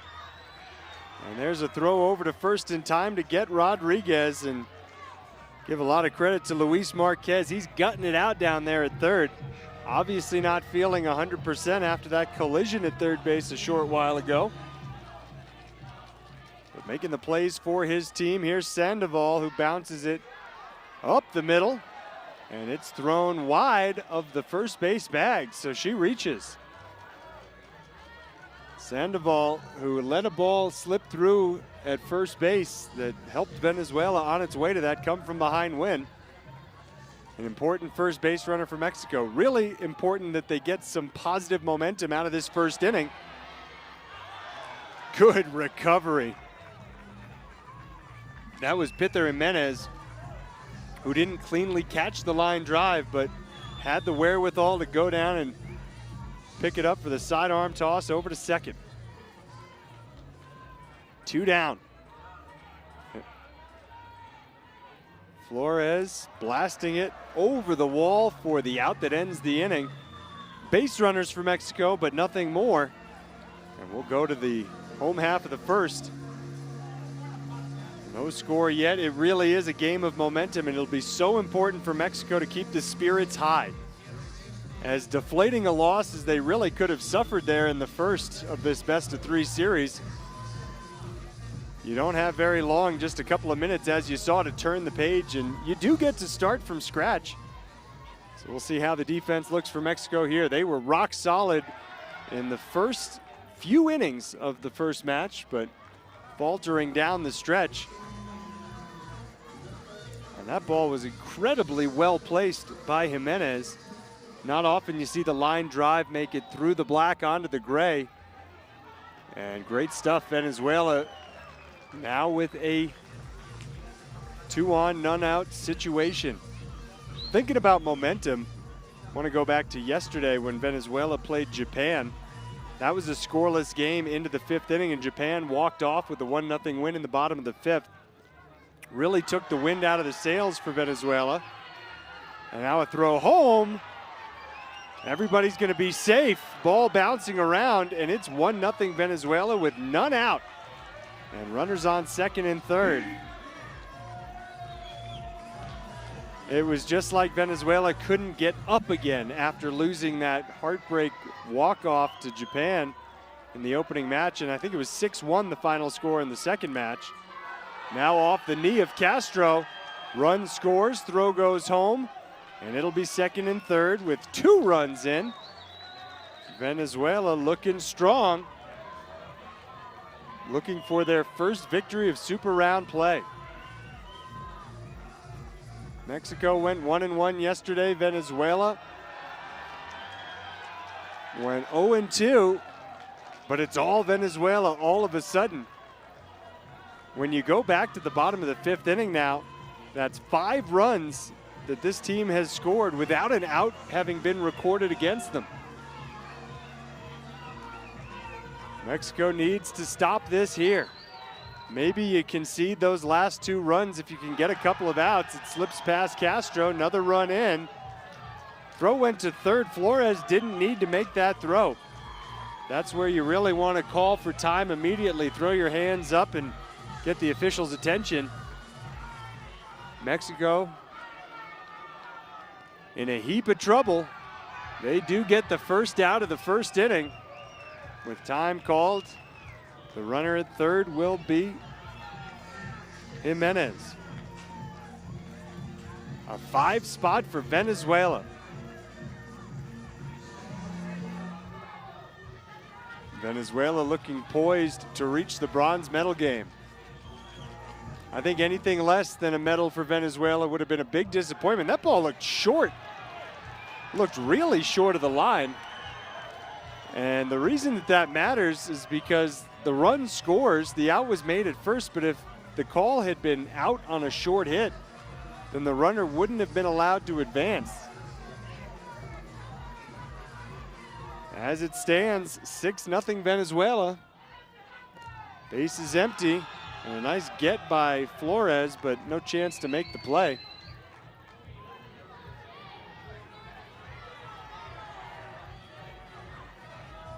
A Mexico team that hasn't been able to put together big innings. Might have trouble coming back from a 6-run deficit. Throw home. Safe the call. Ion throws it to second wildly. And it looks like a little bit of a meltdown for Mexico. 7-0 our score. Mexico is 3 outs away from winning it, and now all of a sudden the chances of playing for a bronze in front of the home crowd seem almost out of reach. Need to dig deep, find the last out of the inning, and they do. Heck of a grab by Guadalupe Ion. But a 7 spot hung on the board by Venezuela. Will Mexico be able to come back? I'm not sure they've scored 7 runs in a match yet in this tournament.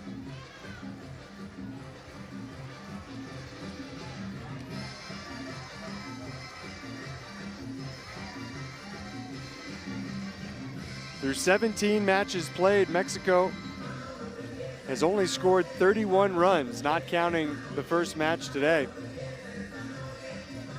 An average of fewer than 2 runs per match, and they landed on that 2 number in the opening match. So hard to conceive of a way that this team could come back, but maybe they'll use the support of the home crowd to get going. Ground ball to first. The first out of the second inning. They had base runners in the first inning, did the home team. I guess the host team, the home team in the match is Venezuela. They go to Nelson Rodriguez, who was the most effective batter in the opening match, but he's robbed by a diving Peter Jimenez. 2 gone. Just not seeing the same spark for Mexico that we saw in the first 5 innings. I do like the way that Sandoval plays, though. She can always provide a spark. Tries the pop-up, and it's caught. Nice read by Colina. Had time to make the decision that, yes, I'm going to grab it instead of waiting to see whether it's hitting the wall or not. And once you make that decision, that's only half the battle. You have to actually squeeze the ball. And there's Hector working the crowd, giving away some baseball 5 balls, throwing them into the crowd. Nice catch by that young man in the front row. It's really not an easy ball to squeeze, and there you go. You see its bouncy nature. And that will be played with for a long time to come, wherever it winds up.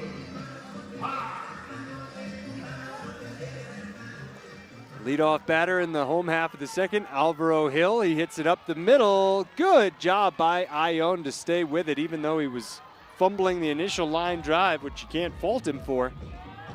He went down to the ground and tossed it over to first base. Yoelis Colina, third in the lineup. Hard smash to third. Rodriguez, the same as Ion, staying with it after failing to squeeze the initial ball.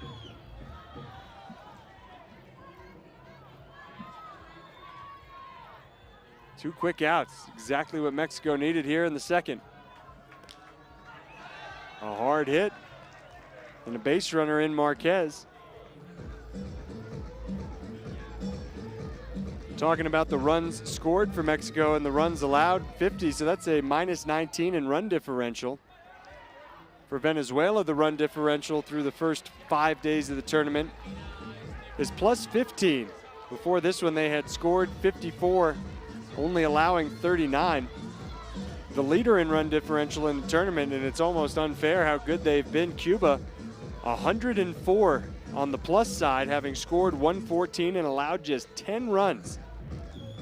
The next fewest runs allowed, 33 for South Africa. And that's over the course of 17 matches. South Africa, really strong finish over in the placement round. Solid team through and through. Everybody's won at least a couple of matches, including Hong Kong, who beat France today. So this tournament won't have any winless teams, which is pretty neat. Absolutely everybody with at least one win. Korea and Hong Kong went winless in the opening round. Korea won twice yesterday, and then Hong Kong winning today. Changes being made to Venezuela's lineup now. Lorian Vasquez is in, and she's playing up the middle. Notice now that they have the midfielder behind the second base bag. And that throw out of play will move Ione to second. The only kind of error you can be charged with is on a play like that. When you throw it out of play, nobody's getting charged with an error for failing to secure the pelotica de goma the first time. And that's a great bunt type play. Throw to third. Safe though, there was no force. Awesome sidearm toss. What's the call? Ooh. That's a really tough call to make in that spot. I don't know if I agree with that one. We'll take a look at the replay. I think the ball cleared the line, and I don't think that Flores left the box early. That looked like a perfect hit to me. But Mexico's not going to win that argument. And instead of first and third with nobody out, it's going to be a runner on second with one out. And if Mexico had any chance to come back in this game, they needed that play right there. That's a pretty strong call. And a tough break for Mexico, and now Castro dinks it short. I mean, that just changes the entire inning. Now 2 outs and a runner on second instead of first and third with nobody gone. That was a tough one to swallow. And now another short ball. A base runner. Great play by the defender Jimenez to station himself between first and second.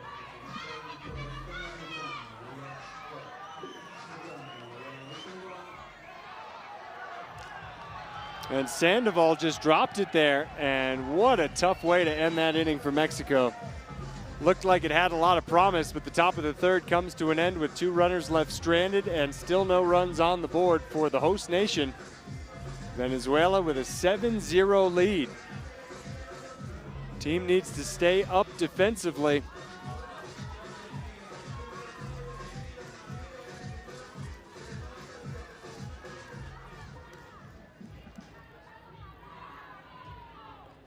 Look out for the heavy ball there down the third base line, fair.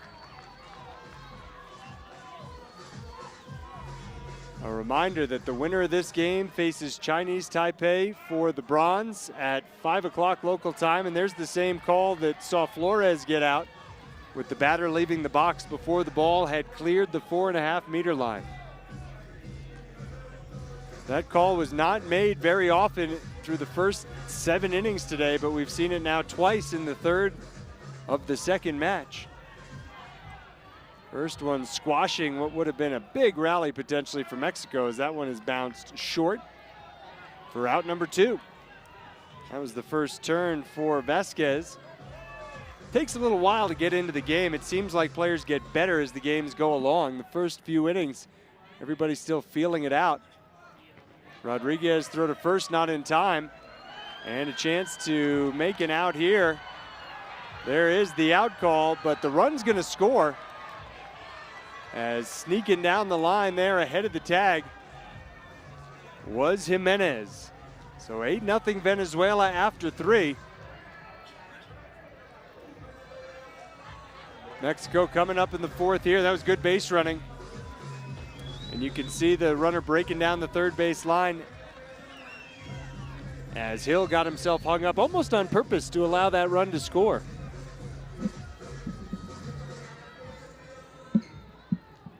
Top of the fourth inning. Last 6 outs for Mexico to play with if they can't win it. Had they been able to hold on and win the opening match, they led it 2-1 into the bottom of the fifth. And they could afford to drop this one and keep going. But Ione blasts it out of play for the first out of the fourth. 5 outs remaining for Mexico. 7 o'clock local time will be the World Championship final. So far unbeaten and basically unchallenged Cuba will take on Japan. It's 1:40 local time now, so that World Championship game is about 5 hours away.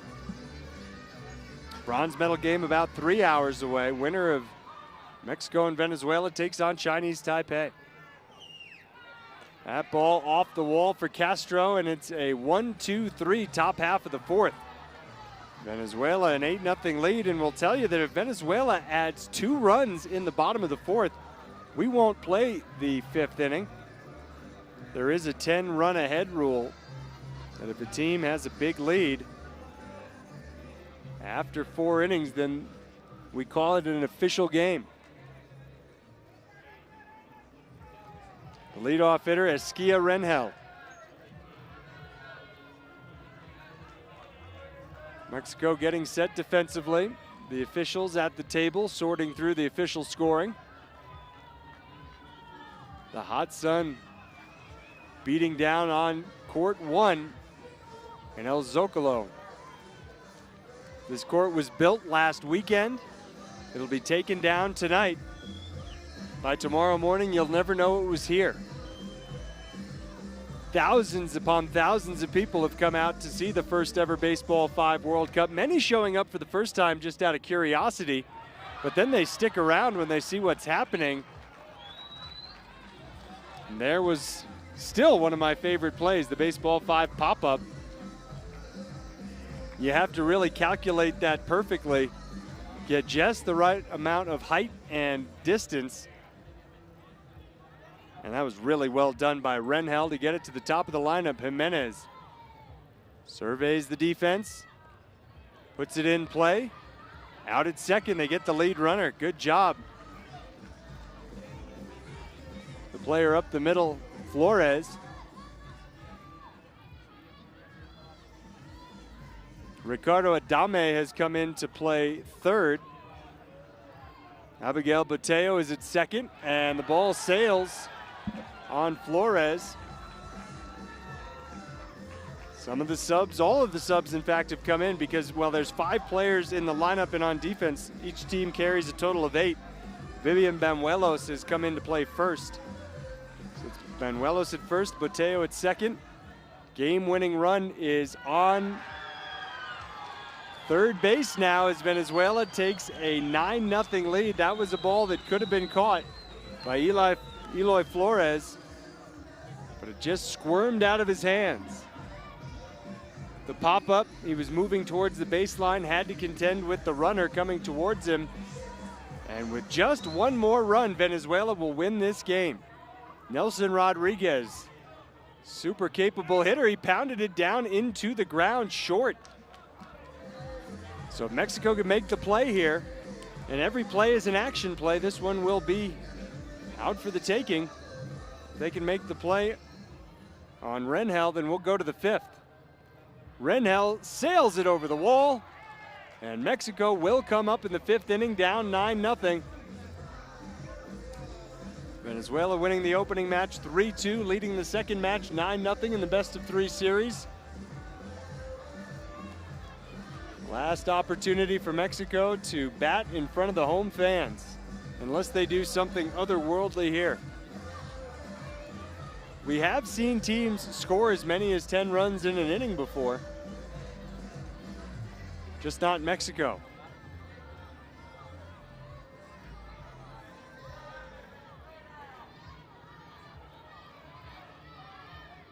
Nelson Rodriguez is going to reach. Jimenez diving to his right, could not come up with it.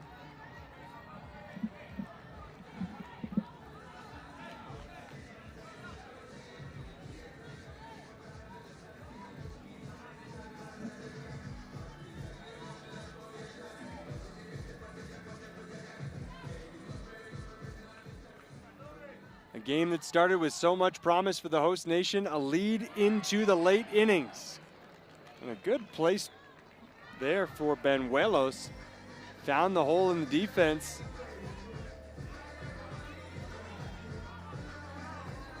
Dropped it in. It took one hop over the wall. There's no ground rule double. She's not awarded an extra base. Adame pops it up. That's going to be caught. Good job by the base runners not to get doubled up. But now Venezuela 2 outs away from securing a bronze medal opportunity. That's going to be a good game. Venezuela and Chinese Taipei. We've got 2 great ones left. Venezuela, Chinese Taipei, game 49, and then number 50 for the title of world champion between Cuba and Japan.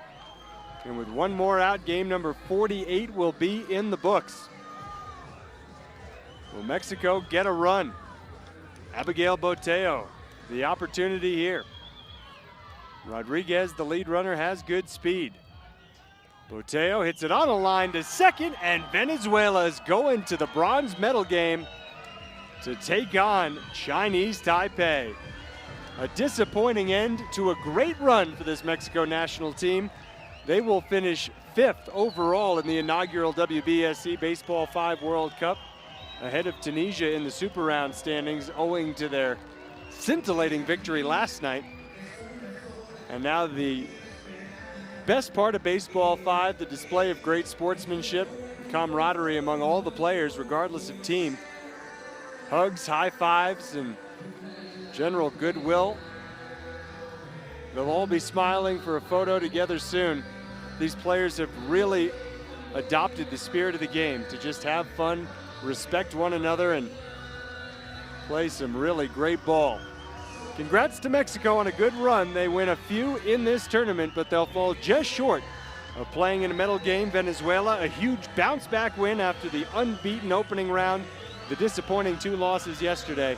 They came up big with the walk-off win in match number 1. And they'll be dancing on the court until 5 o'clock when they reset and play Chinese Taipei. I'll be there with you for that one. And then it'll be on to the championship game at 7. Hope you've enjoyed what you've seen so far. And hope you'll join us for the rest of the first WBSC Baseball 5 World Cup. The final in this one, Venezuela 3-2 in the opening match, 9-0 in the second to advance to play for bronze.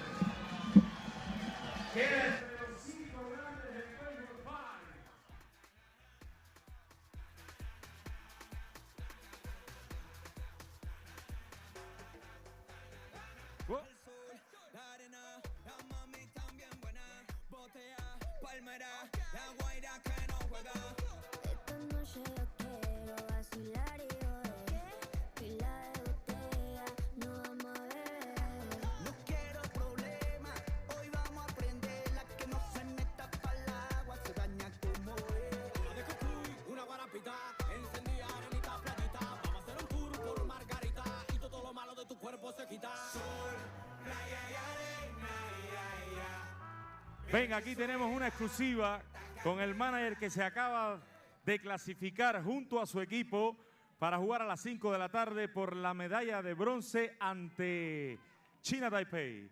Las palabras. Sí, primero que nada, gracias a la Federación Venezolana de Béisbol, a la Confederación Mundial de Béisbol y Softball por hacer estos eventos. De verdad, el Baseball5 llegó para quedarse. Una emoción grande, de verdad, en esta competencia. Dirigir las palabras al respetable, a este público que ha colmado el Zócalo. Sí, de verdad agradecido con todo el público que nos ha apoyado. México se ha portado excelente con nosotros y de verdad, muchas gracias. Nos vemos a las 5 de la tarde. A las 5 de la tarde, no se lo pierdan, Baseball5. Bien, muchísimas gracias, Zorrilla, felicidades. Y nos acercamos también para hablar y despedir a México. ¡Una bulla para México!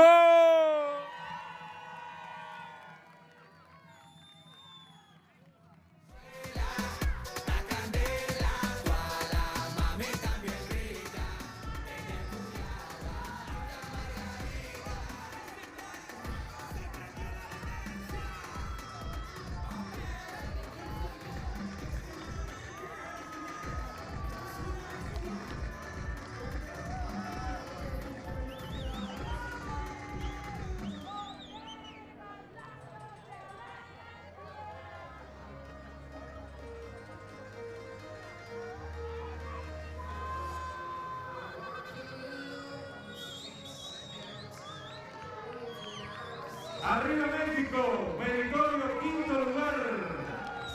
Me quedo contigo. Las palabras para los amigos que están aquí en este Zócalo 1 y por supuesto para los que nos están viendo a través de la Confederación Mundial de Béisbol y Softball. ¿Qué le dijiste ahora mismo a tus muchachos aquí? Que siempre voy a estar orgulloso de ellos, voy a poner el pecho de ellos porque ellos se partieron el alma en el campo. Que toda la vida tengan la actitud de león, orgulloso de ellos. Este equipo que se unió hace muy poco y que obtiene un meritorio quinto lugar. El mensaje para los que están aquí ahora mismo. No, gracias a todo el público que nos apoyó, que creyó en nosotros, con poca preparación, pero con mucho corazón. Gracias. Arriba México, felicidades. Meritorio, quinto lugar en el Baseball 5. Felicidades México, felicidades.